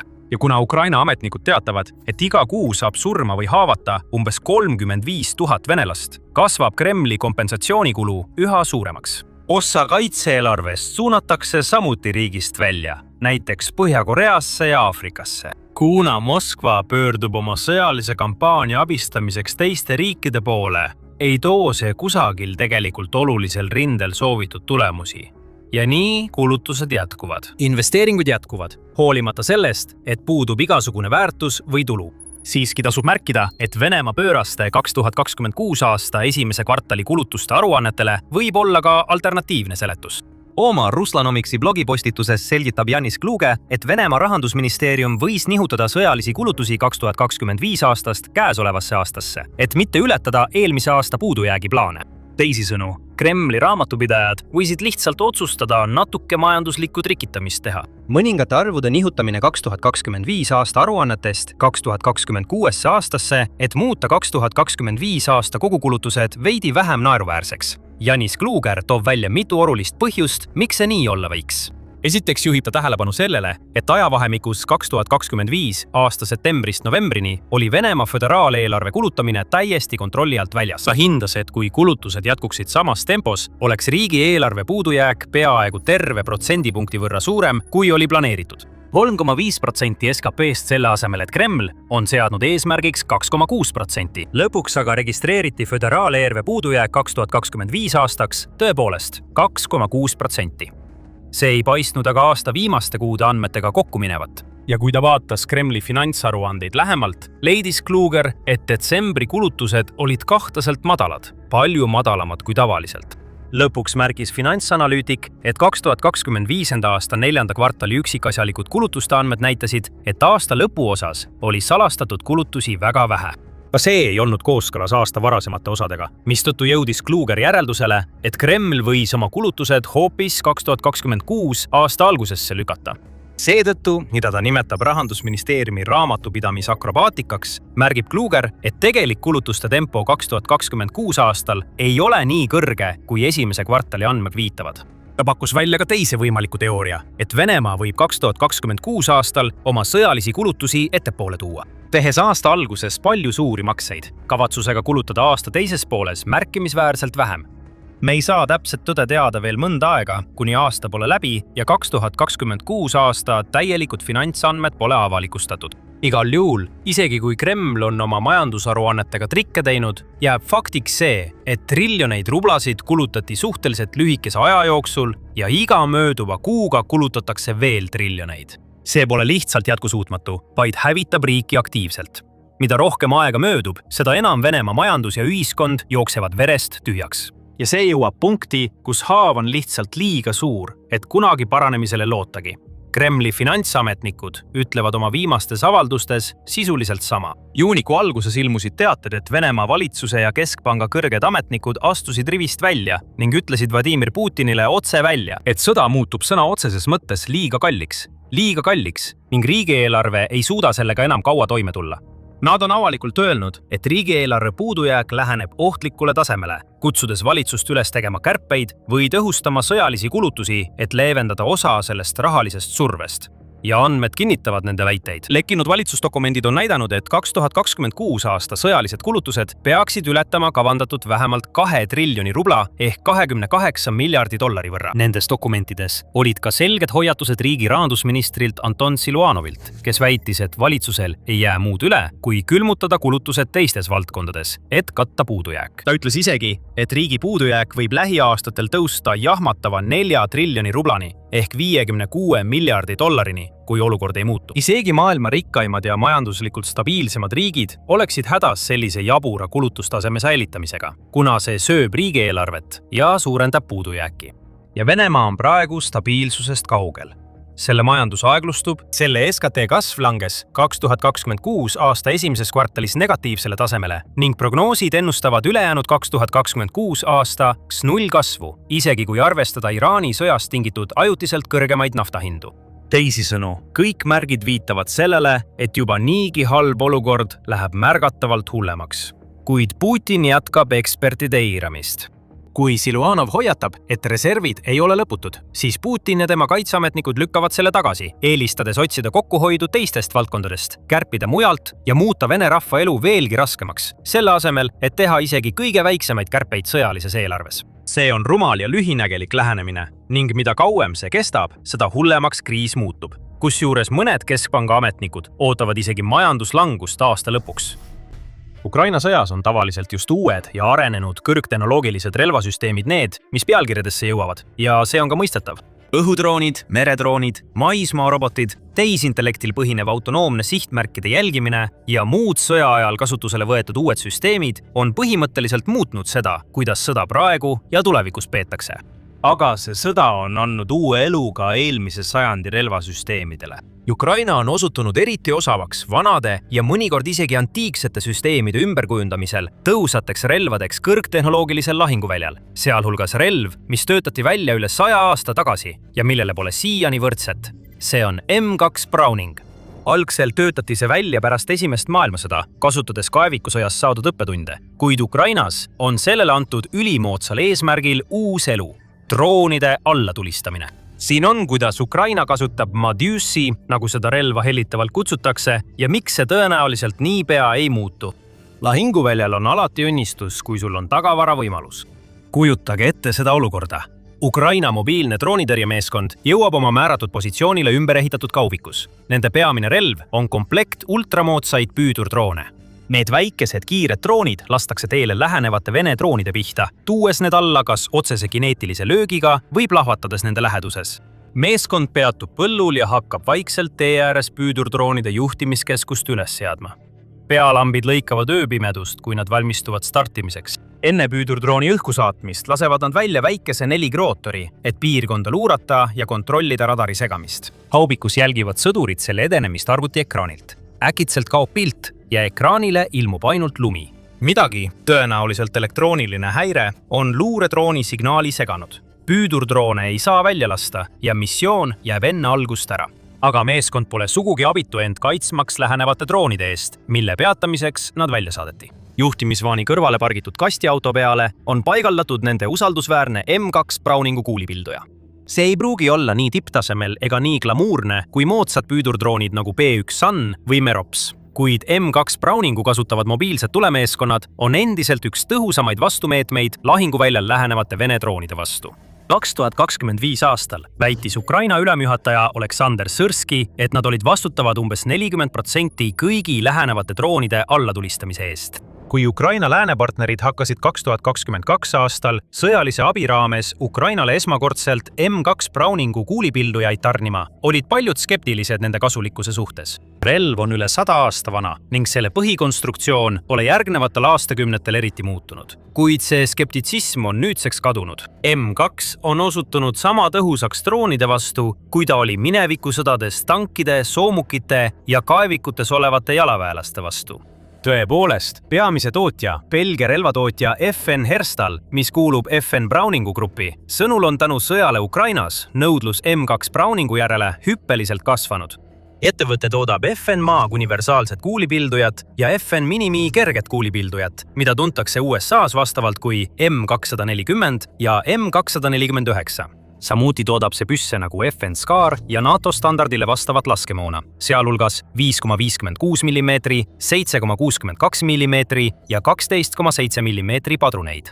Ettevõtte sõnul kasvab nõudlus kõigi nende toodete järele, kuid kõige rohkem just nende vankumatu M2 Browningu järele. Kuigi nõudluse peamiseks tõukejõuks on sõda Ukrainas, ei ole see ainus allikas. Ettevõtte pressiesindaja Henry de Darini sõnul uuendas ja moderniseeris ettevõtte hiljuti Prantsuse armeele 2000 M2 kuulipildujat, mille USA väed olid neile jätnud teise maailmasõja ajal ja pärast seda. Tuume need siia, uuendame need ja anname neile garantiid, nagu oleksid need täiesti uued, ütles ta.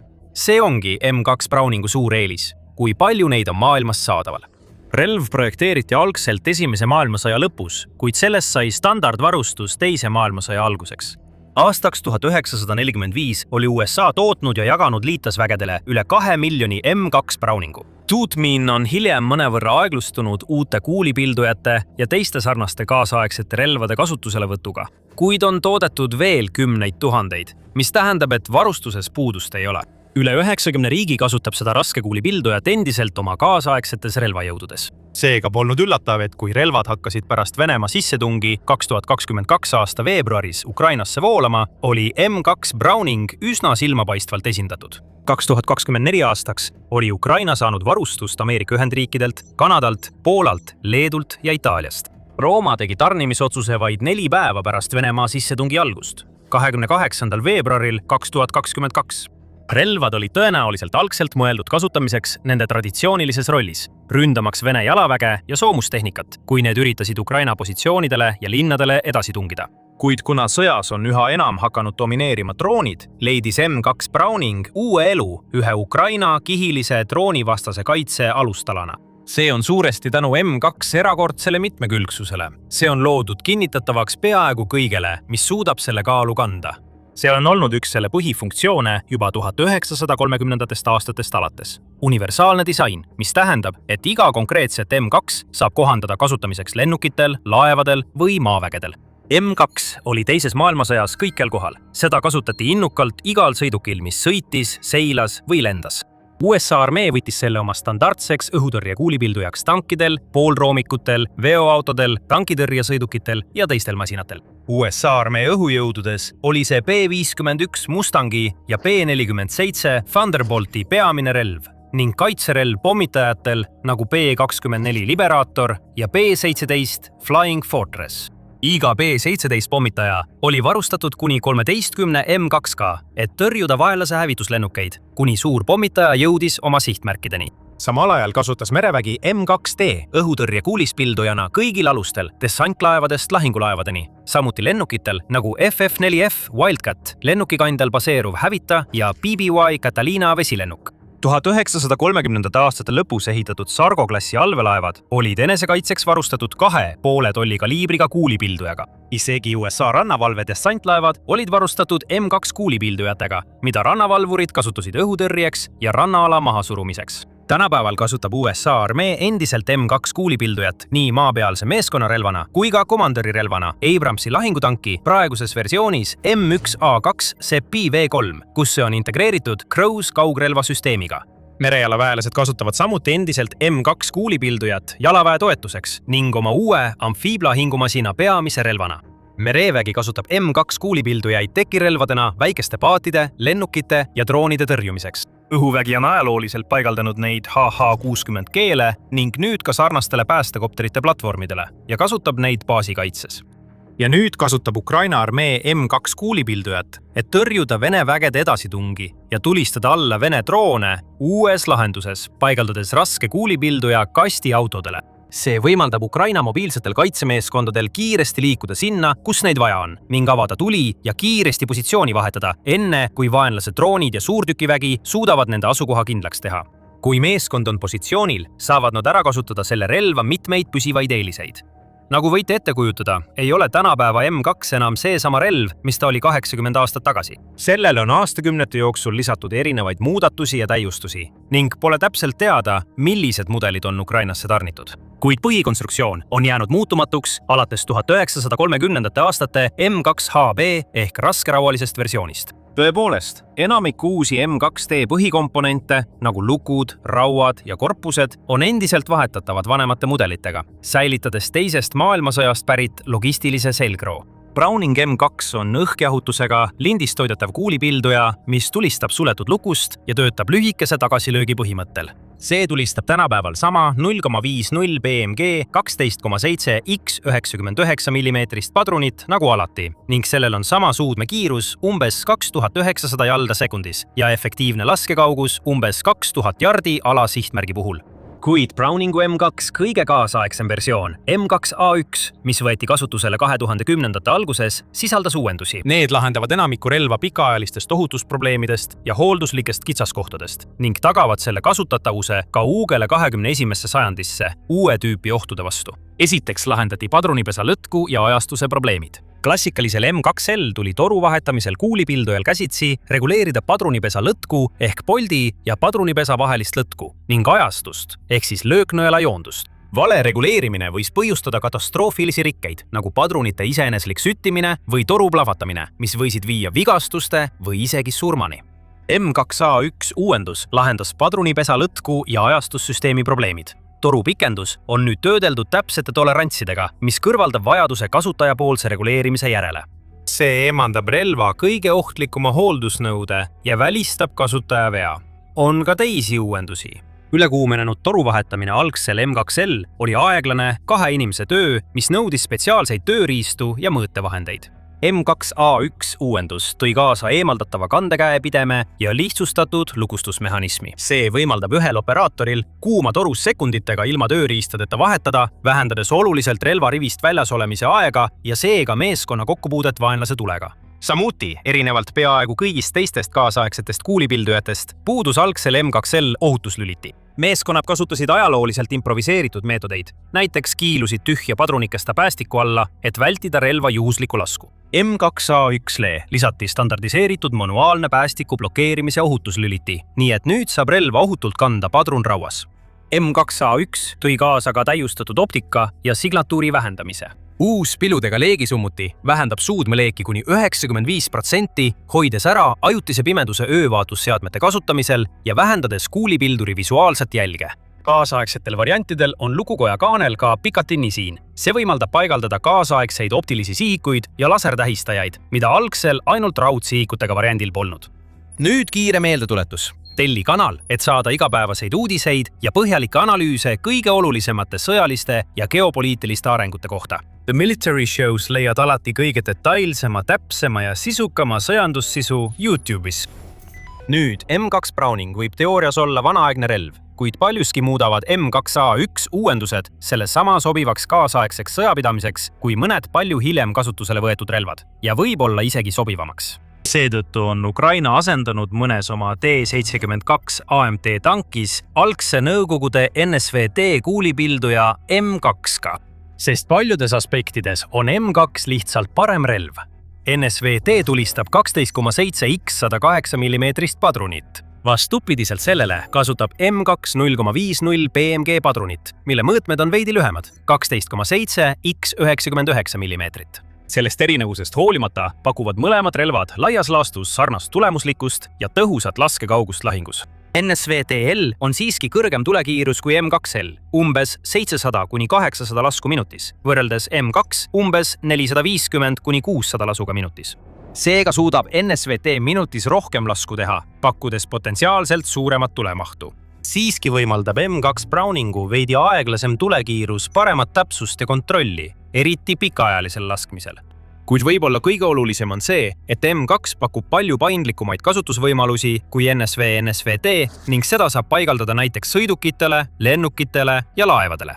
Samal ajal kui NSV-NSVT-d kasutatakse peamiselt sõidukitele paigaldatud relvana ning seda ei ole kaugeltki nii lihtne kohandada. M2 saab kasutada ka väga erinevaid laskemoonatüüpe erinevate ülesannete jaoks. Praegu saadaval olevad laskemoonatüübid hõlmavad 706,7 kraanist, M33 kuulipadrunit, mida kasutatakse elavjõu ja kergete sihtmärkide vastu, samuti M17 jälituskuuli, 622,5 kraanist M8 API-d, 619 kraanist M20 API-D-d ja M962 SLAP-D ehk Sabot Light soomust läbistavaid padruneid. see tagab täieliku valiku kuulipadruneid, jälituskuule, soomust läbistavaid, süüte ja Savot-tüüpi kerge soomuse läbistaja padruneid. SLAP-T laskemuun kasutab 0,30 tollise läbimõõduga wolframist läbistajat, mis suudab läbistada 1,34 tolli paksust karastatud terasplaati. 550 jaardi kaugusel, 0,91 tolli 1300 jaardi kaugusel ja 0,75 tolli 1600 jaardi kaugusel. Lisaks on laskemoona põhja lisatud jälituslaeng, et saaksid näha, mida tabasid. Teisiti öeldes on M2 piisavalt võimas, et läbistada 656 jaardi kauguselt 0,7 tolli paksust rullitud homogeenset terasest soomust, mida kasutatakse tankides ja soomukites. 2 tolli betooni, 1 jalg liiva või kuni 27 tolli savi. Kuid see ei paku ainult lühikesi võimsaid tulejõusööste. Terasest tooru on samuti mõeldud pikaajaliseks kasutamiseks. Sellel on koobalt kroomi sulamist vooder, mis võimaldab enne vahetust lasta kuni 10 000 lasku. Pole ime, et Ukraina sõdurid on kirjeldanud M2T kui usaldusväärset, kasutajasõbralikku ja suurema tulekiirusega kui teised nende arsenalis olevad kuulipildujad. Sellel on veidi suurem laskekaugus, 2000 jardi kui kaasaegsemal M240 kuulipildujal. Lisaks tähendab selle suurem ja raskem. 50 kaliibrine padrunet M2 suudab tekitada palju rohkem kahju kui M240, isegi oma maksimaalsel üle 4 miili ulatuval laskekaugusel. 7,62 x 51 mm padrun, mida M240 kasutab, tekitab suudmes umbes 2500 jalanaela jõudu. 50 kaliibrine M2 padrun ületab selle kindlalt, tekitades sõltuvalt laskemoona tüübist 11 000 kuni 15 000 jalanaela jõudu. Lisaks originaalsetele M2 variantidele kasutab Ukraina ka Türgi Canik M2 QCB varianti, mis on väidetavalt sama kasulik. Vähemalt 600 Canicu versiooni tarniti Ukrainasse 2023 aasta lõpuks. Nagu M2A1 on see põhimõtteliselt sama M2 disain, kuid oluliste moderniseerimistega, et lahendada samu pikaajalisi probleeme, millest varem räägiti. See on veidi raskem kui M2A1 lugukoja töötlemise ja rauaprofiili erinevuste tõttu. Veidi alla 85 naela, võrreldes 84 naelaga. Canik kasutab samuti kroomkattega raudu, et suurendada vastupidavust, mistõttu on selle eluiga hinnanguliselt umbes 20 000 kuni 25 000 lasku. See on samuti veidi pikem, umbes 65,5 tolli võrreldes 64,9 tolliga.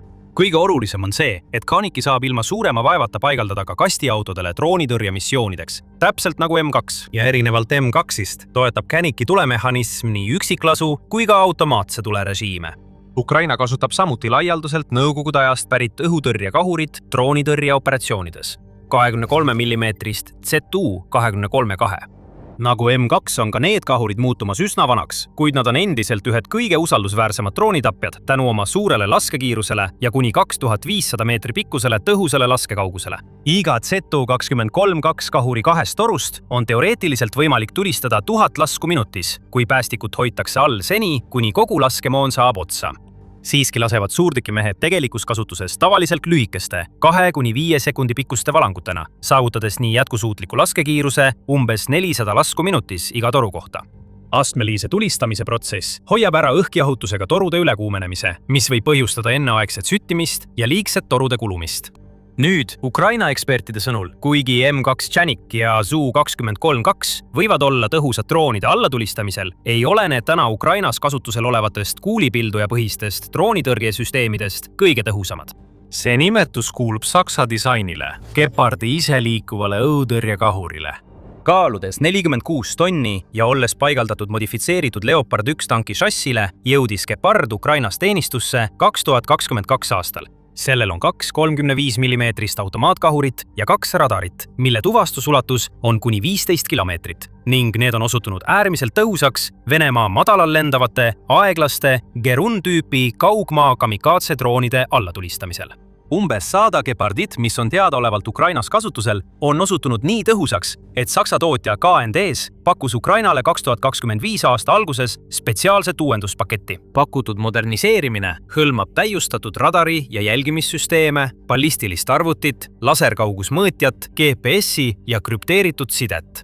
Need funktsioonid laiendaksid nende võimet tõrjuda Venemaa arenenumaid droone ja tiibrakette. Kuid M2L on mobiilse droonitõrje rollis Gepardi ees endiselt tohutu eelis. See on mobiilsus. Gepardi kahuriid on paigaldatud raskel roomikutega tanki šassiile, mis piirab selle mobiilsust ning tulista- ja taanduvõimekust. Seevastu M2 saab paigaldada igale sõidukile, mis suudab selle kaalu kanda, muutes selle ideaalseks kiireks kasutuselevõtuks ja varutoeks tõrjedroonide meeskondadele, nagu mainiti video alguses toodud näites. C223-2 saab samuti paigaldada veoautodele ja kastiautodele, kuid selle lisaraskus piirab sobivate mudelite valikut. Need 23 mm kahurid tekitavad märkimisväärset pöördemomenti, nii et kergemal tsiviilpooltonnise raamiga sõidukil tulistamise ajal sõiduki stabiliseerimiseks on sageli vaja tugevalt keevitada tugijalgu või stabilisaatoreid, et vältida veoauto raami kahjustamist või isegi veoauto ümberkukkumist. Seetõttu paigaldatakse see tavaliselt tugevdatud platvormidele või raskematele 1,5–6 tonnistele veokiraamidele nagu KAS 66, SIL 131 või modifitseeritud Kamasid, et vältida konstruktsiooni purunemist. Seevastu M2 ja Canik sobivad hõlpsasti tavaliste tsiviilveokite kastidesse, ilma et oleks vaja tugevat šassii tugevdamist. Nende kiirelt vahetatav toru on eriti väärtuslik selles mobiilses rollis, võimaldades meeskondadel kiiresti ülekuumenenud toru välja vahetada, olles samal ajal soomustamata veokikastis kaitseta. Ukraina on isegi kasutanud kahekordseid paigutusi kastiautodel, et kahekordistada tulemahtu väikeste, kiiresti liikuvate droonide vastu. M2T-ga varustatud kastiautode kasutamise miinus on muidugi see, et kuulipilduja operaatorid on palju kaitsetumad kui näiteks tankis või Gepardis. Ukrainas on tänapäeval modifitseeritud kuulipildujatega kastiautodel sageli droonivastased traadist puurkatteid, kuid mitte soomust. Ukraina elavjõupuudus on hästi teada ning oskuslike operaatorite nagu M2 kuulipildujate käsitsejate kaitsmine muutub järjest olulisemaks. Viimasel ajal on Ukraina leidnud M2-le veel ühe uuendusliku kasutusviisi, paigaldades selle mehitamata maismaa sõidukitele ehk UGV-dele. Kõige enam dokumenteeritud M2-ga varustatud robot on DevDroid TW12,7, mille on välja töötanud Ukraina ettevõte DevDroid koostöös Tankbürooga. Robot on relvastatud M2 Browningu kuulipildujaga, selle laskekaugus on umbes 1 kilomeeter ning see on varustatud öövaatlusseadmega. Seda juhitakse kaugjuhtimise teel, mitte täielikult autonoomselt, kuigi see suudab täita eelprogrammeeritud lahinguülesandeid. 2025 aasta lõpus paigutas Ukraina 3. armee korpuse üksus väidetavalt ühe sellise roboti rindepositsiooni hoidmiseks üksi 45 järjestikuseks päevaks. Robotit hooldati ja laaditi iga 48 tunni järel, kuid ta ei andnud positsiooni jalaväele kordagi üle. Vene vägedel ei õnnestunud kogu missiooni vältel seda sektorit hõivata ega sinna imbuda. 2025 aasta novembri alguses ründas ja hävitas 5 eraldi ründebriigile kuuluv TV12,7 Vene MT-MTLB soomustatud roomiksõiduki Konstantinivka lähedal varitsusest. Kasutades soomust läbistavaid süütekuule, ründas robot öösel sõidukit vahetust kaugusest, läbistas selle õhukese soomuse ja kõrvaldas meeskonna. Aga see pole ainus robot, mille Ukraina on relvastanud M2-ga. T-700 on raskema töö jaoks mõeldud mehitamata maismaasõiduk, mis on ehitatud kandma kuni 700 kilogrammi raskust ja mõeldud pikaajaliseks tuletoetuseks, kus kergemal TV12,7 võib laskemoon liiga kiiresti otsa saada. See on ainulaadselt varustatud 2 kuulipildujaga, peamise M2 Browninguga ja teisejärgulise 7,62 mm PKT-ga ning sellel on piisav kandevõime, et transportida suuremaid laskemoonalinte ja lisapantsarplaate. Ukraina on samuti välja töötanud mehitamata maismaasõiduki Nemo. Tankbüroo ja DevDroidi ühiselt välja töötatud Nemo on modulaarne platvorm, mida saab varustada lahingumooduliga kas M2 Browningu või väiksema K2 7,62 või PKT jaoks. See toimib mitmekülgse otsimis- ja hävitussüsteemina, täites lünki kaitseliinides ja viies läbi kõrge riskiga patrulle seal, kus sõdurid oleksid droonide jälgimisele ja suurtükiväele haavatavad. Ja nii legend jätkub. Iga põlvkonnaga astub M2 uude rolli, justkui oleks see loodud ainult konkreetse ülesande jaoks. Kujuta ette, et oled Vene sõdur, kelle saatus on minna rindele Ukrainas. Sa oled hirmul, kui saabub uus käsk. Äkitselt on maailmas jälle valgust. Sa ei lähe rindele. Sa suundud Moskvasse. Naeratus su näol on tohutu. Vähemalt seni, kuni ülejäänud käsk edasi antakse, sõda pole läbi. Pidustusi ei tule. Ainus põhjus, miks sa Moskvasse lähed, on see, et Putin on nii hirmul, et ta on valmis sind ära kutsuma, lastes samal ajal rohkematel su kaaslastel rindel surra. See ongi see, mis praegu toimub. Putin kardab oma elu pärast nii väga, et Vene sõdurid sunnitakse Ukrainas põgenema, et teda Moskvas kaitsta. See on Putini jaoks sisuliselt alistumine ja sellel on sõja jaoks tohutud tagajärjed. Ukraina president Volodymyr Zelenski on avalikustanud meeleheitliku sammu, mille hirmunud Putin on astunud. Vene õhutõrjeüksused kogu Ukrainast on kästud tagasi Moskvasse, samuti mitmetesse teistesse olulistesse kohtadesse Venemaal, et pakkuda Putinile ja tema kaaslastele kaitset Ukraina poolt Venemaale saadetavate droonide parvede vastu. See on klassikaline näide sellest, kuidas ühe käest võetakse, et teisele anda. Ja see saab olema laastav Venemaa vägedele okupeeritud Ukrainas. Näed peavad juba toime tulema Ukraina keskmaa ründedroonide tõusuga ja selle tohutu kaosega, mida need on põhjustanud Vene logistikas rindetaguses. Nüüd ütleb Putin, et relvad, mis on eesliini vägede ainus lootus, peavad tagasi Moskvasse minema, et teda kaitsta, samal ajal kui ta istub kuskil oma väikesel elevandiluust droonil punkris. Siin on see, mida Zelenski selle kõige kohta ütleb. Ainuüksi Moskva piirkonnas on nad koondanud 100 laskeseadmeid. Peaaegu 90 laskeseadet on teistest Venemaa piirkondadest ümber paigutatud Valdaile, paljastas Zelenski. Mõlemad need asukohad on märkimisväärsed. Moskva on Venemaa pealinn ja Kremli asukoht ning Valdai, kuna seal asub üks Putini lemmikresidentsidest. See linn asub 500 kilomeetrit Moskvast loodes, mis näitab, kui kaugele on Putin valmis saatma Venemaa õhutõrjeüksusi ja neid teenindavaid sõdureid, et enda nahka päästa. Ärge saage meist valesti aru, Putin ei taha seda kõike teha, kuid fakt on see, et Ukraina nii geniaalne strateegia on sundinud teda tegutsema ja Venemaa lõksu ajanud. Putinil ei ole häid valikuid ja varsti saate teada miks. Aga kõigepealt suur küsimus, miks see kõik toimub? Sellele on lihtne vastus. Ukraina on liiga sageli tõestanud, et suudab hävitada mõned kõige väärtuslikumad sihtmärgid, mida Venemaa meeleheitlikult Moskvas ja selle ümbruses kaitsta püüab. Võtame korraks sammu tagasi, et saada veidi tausta. Moskva on kahtlemata kogu Venemaa kõige paremini kaitstud piirkond. Ja see kaitse tähendab, et linna valvab juba 100 õhutõrjesüsteeme. Caspian Post nimetab seda Venemaa pealinna ümbritsevaks raudseks kaitserõngaks, mis koosneb mitmest kihist ja see rõngas on alates 2023. aastast pidevalt kasvanud. Nüüd hõlmab see üle 100 üksiku õhutõrjeüksuse alates S-300 ja S-400 patareidest, mis väidetavalt on spetsialiseerunud rakettide hävitamisele, kuni lühema tegevusraadiusega süsteemideni nagu Pantsir. Mõnede allikate kohaselt on need õhutõrjesüsteemid paigutatud 3 rõngana, luues mitu kihti, mis peaksid tegema võimatuks kellelgi tungida Moskva südamesse ja seal rünnakuid korraldada.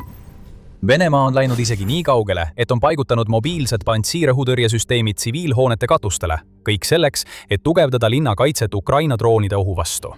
Ja mitte miski sellest pole vähimalgi määral tähtsust omanud. Ukraina on täielikult ümber lükanud arusaama, et Moskva on nii kaitstud, nagu Putin seda vajab. Maist juunini toimunud rünnakute seeria kulmineerus juuni keskel rünnakuga Moskva kõige olulisema naftatöötlemistehase vastu. See rafineerimistehas asub vaid 16 kilomeetri kaugusel Kremlist ning toodab umbes 40–50% Moskva piirkonna kütusest. Nende rünnakute käigus väitis Venemaa, et on hävitanud peaaegu 1000 Ukraina drooni ja raketti üle kogu riigi territooriumi. Kuid see ei suutnud peatada droone, mis tabasid Moskva rafineerimistehast nii tugevalt, et selle tagajärjel sadas linna elanike peale kohutavat musta vihma. See on Ukraina, kes toob sõja tagasi Venemaale ja asjaolu, et rünnak toimus nii lähedal Kremlile, oleks jätnud Putini pükstesse pruunid plekid. Ukraina droonidel ei oleks raske läbida veel 16 kilomeetrit ning on selge, et Venemaa õhutõrje ei suuda peatada neid massiivseid sügavale tungivaid droonide parvi, mida Ukraina nüüd suudab saata. Putinis suur probleem on nüüd see, et kogu sõda jõuab tagasi Venemaale. Moskva inimesed on vihased. Nad ei pidanud kunagi tegelema musta vihma ega sadade lendude tühistamise ja hilinemisega Ukraina rünnakute tõttu. Moskva pidi olema selle kõige eest liiga hästi kaitstud. Aga tegelikult ei olnud ja Ukraina on selle fakti paljastanud. Ja see pole nii, et rünnak Moskva rafineerimistehasele oleks olnud selle lõpp. 27. juunil teatas DW, et Ukraina droonid tabasid naftapumpamisjaama, mis on Moskva kütusega varustamisel võtmetähtsusega. Nii et see, mida me Ukrainalt näeme, pole sugugi juhuslik üksikrünnak. See on kampaania, mis lõikab linna aeglaselt ära selle jaoks vajalikust võtmeressursist. Vladimir Putin on püüdnud seda kõike Moskva elanike eest varjata. Nagu üks inimene ütles Vene väljaandele Sotovision, ma ei saa midagi häire kohta öelda. Ei ole sireene, mitte midagi. Muidugi, ma loodan, et see on kontrolli all, aga ilmselgelt tekitab säärevust. Kremli kaasajooksikud mõistavad aktiivselt hukka venelasi, kes jagavad pilte ja videoid Ukraina edukatest rünnakutest Moskva vastu, sest need paljastavad Vladimir Putini jutustuse kui täieliku valede kogumi. Tegelikkus, mida nii paljud moskvalased hakkavad mõistma, on see, et õhutõrjesüsteemid, mis pidid nende linna muutma läbimatuks, lihtsalt ei ole piisavalt head. Inimesed teavad, et neid tegelikult ei kaitsta. Ja ka Putin, teab seda. tõeline droonide armaada, mida Ukraina on juba kuid Moskva suunas saatnud, on pidevalt Venemaa õhutõrjet üle koormanud. Aastaid tagasi, kui Ukrainal polnud kaugmaa droonide varu, suutis Putin selle kõik maha teha. Tõsi, Ukraina ründas küll, kuid tavaliselt tabati sihtmärke piiriäärsetes piirkondades ja teistes Venemaa piirkondades, mis Putini jaoks sotsiaalses mõttes, kui mitte sõjaliselt, eriti tähtsad ei olnud. Aga nüüd on rünnakud muutunud tõhusamaks. Neid viiakse läbi palju suuremas mahus ja need ulatuvad sügavamale kui kunagi varem. The Wall Street Journal toob esile Ukraina rünnakute kasvu juba 2026 aastal, märkides, et jaanuaris oli kinnitatud Ukraina rünnakuid Vene sihtmärkidele vähem kui 10. Kuid nüüd on see arv üle 30. Pea siimeeles, et see hõlmab ainult täielikult kinnitatud rünnakuid. Firepoint, mis toodab FP1 drooni, mida kasutatakse paljude nende rünnakute läbiviimiseks, ütleb, et nad plaanivad toota iga päev 300 oma hävitavat drooni, millest igaüks suudab sõltuvalt versioonist lennata 1600 kuni 3000 kilomeetrit. Kui lisada siia muudetud Neptuuni raketid, Firepointid, enda Flamingo tiibraketi hübriid ja palju muud, siis ongi tulemuseks see, mis Moskvas toimub. Raudõngas pole piisavalt suur, et neid kõiki peatada. Nii on Putin sunnitud tõmbama õhutõrjed rindelt, et kaitsta ennast, Kremlit ja tavalist moskvalast selle eest, et tema alustatud sõjal on plahvatuslikud tagajärjed Venemaa tähtsamates linnades. Tõenäoliselt pole sellel siiski suur tähtsust. Nagu Telegraph märgib, ei olnud kogu Venemaa õhutõrjevõrk, sealhulgas Moskvat ümbritsev Raudrõngas, kunagi mõeldud selleks, mida Ukraina praegu teeb. Selle võrgusüsteemid, milles paljud on vananenud nõukogudeaegsed konstruktsioonid, on mõeldud tavaliste rakettide ja lennukite tõrjumiseks. Droonid polnud nende kavandamise ajal isegi olemas. See ei tähenda tingimata, et droone ei saa nende süsteemidega hävitada, kuid droonide massiline hulk, millega neid Moskva suunas saadetakse, tähendab, et nad ei suuda piisavalt rakette tulistada, et Ukraina rünnakuid peatada. Internetis levivad isegi pildid pantsiirisüsteemidest, millel on tavapärase 6 asemel ainult 2 raketti, mis viitab sellele, et Venemaal on tekkinud tõrjerakettide puudus. CBS News lisab, et Venemaal on S-300 õhutõrjerakettidest otsa saamas. Ja Ukraina hinnangute kohaselt oli Venemaal oma S-300 BM ja S-400 süsteemide jaoks saadaval umbes 400 tõrjeraketti. Tundub, et aastal 2025 mõjutab rakettide puudus kõiki õhutõrjeüksusi, mille Putin oli juba Moskva ümbrusesse paigutanud. Seega viiakse rohkem üksusi koos nende käsutuses olevate rakettide ja neid teenindavate sõduritega Venemaa pealinna. Putini filosoofia näib olevat, et kui raudne rõngas praegu ei ole piisav, siis rohkem üksusi muudab selle piisavalt tugevaks. Võib-olla tal on õigus, ükskõik kui ebatõenäoline see ka ei tunduks. Kuid selle sammu meeleheitlikkus on paljastav. Putin on sunnitud tegema valiku, mida ta kunagi teha ei tahtnud. Kuid ta on selle teinud ja sellel on tema Ukraina sissetungi jaoks tohutud tagajärjed. See üks ainus valik võib muuta kõike. Ja just selliseid teemasid käsitleme siin saates The Military Show. Nüüd on ideaalne aeg kanalit tellida, enne kui videoga jätkame. Siin on see, mida Putin tegelikult tegi, kui ta tõi õhutõrjesüsteemid okupeeritud aladelt tagasi Moskvasse. Venemaa juht on teadlikult otsustanud üht nõrgestada, et teist tugevdada. See on kõigile üsna selge. Putin seisis silmitsi valikuga, kas kaitsta ennast ja Venemaa pealinna või tagada, et 100 000 sõdurid, kelle ta on Ukrainasse saatnud, omaksid mingisugustki kaitset. Ning ta valis iseenda. See saadab taas sõnumi kõigile, keda Putin Ukrainasse saadab, et nende elu on palju vähem väärt kui tema oma, mida nad juba teadsid. Ning et nende elu on ka vähem väärt kui keskmise moskvalase arvamus. Putin on nii meeleheitel, et Moskva elanikud ei näeks tema alustatud sõja tagajärgi, et ta on valmis laskma veelgi rohkematel Venemaa sõduritel rindel surra, lihtsalt selleks, et säilitada illusioon, nagu läheks kodumaal kõik hästi.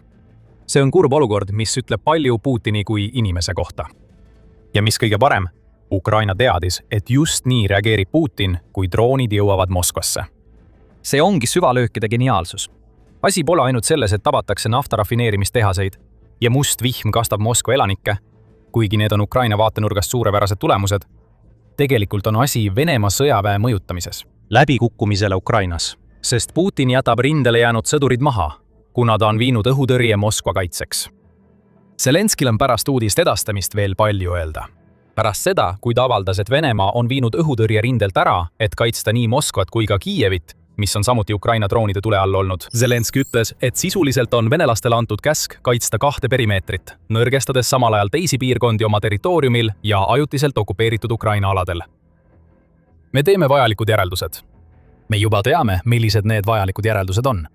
oleme neid näinud okupeeritud Ukrainas juba nädalaid ja edaspidi saavad need ainult veelgi selgemaks. Tehtav järeldus ongi Ukraina keskmaa löögikampaania.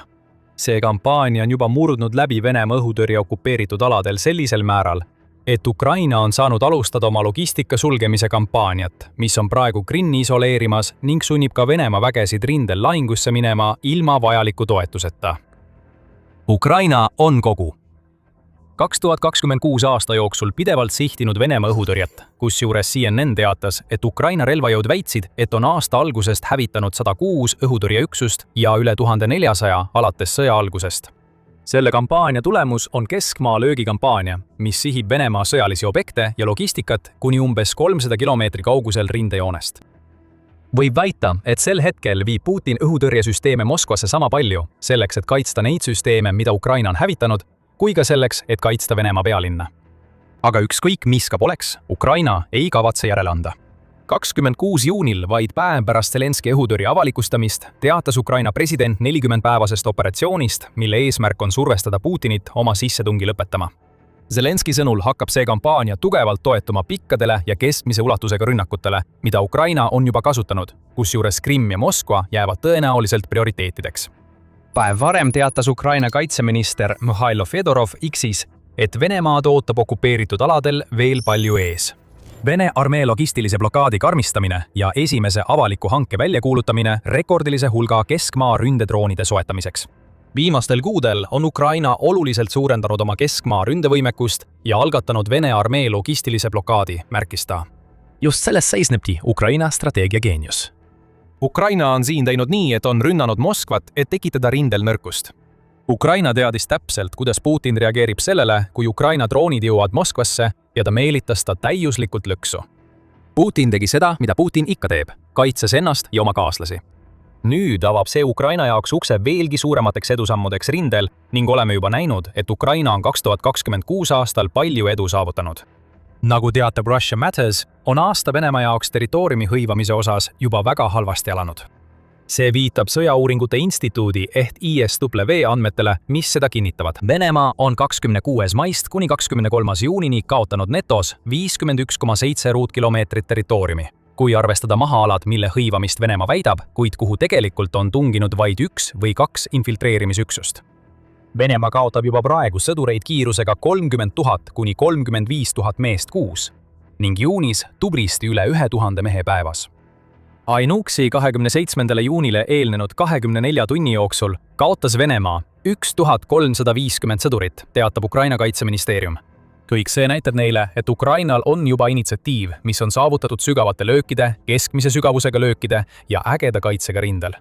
Ja nüüd, kui Ukraina on meelitanud Putini oma täiuslikku lõksu, saab ta sellele initsiatiivile edasi ehitada. Ukraina on juba saavutanud tulekontrolli Donbassi ja Krimmi võtmealade üle oma droonide abil, mis tähendab, et Venemaa väed ei saa vabalt rünnata ning iga nende rünnak algab juba ebasoodsast olukorrast, kuna nende varustusliinid on läbi lõigatud.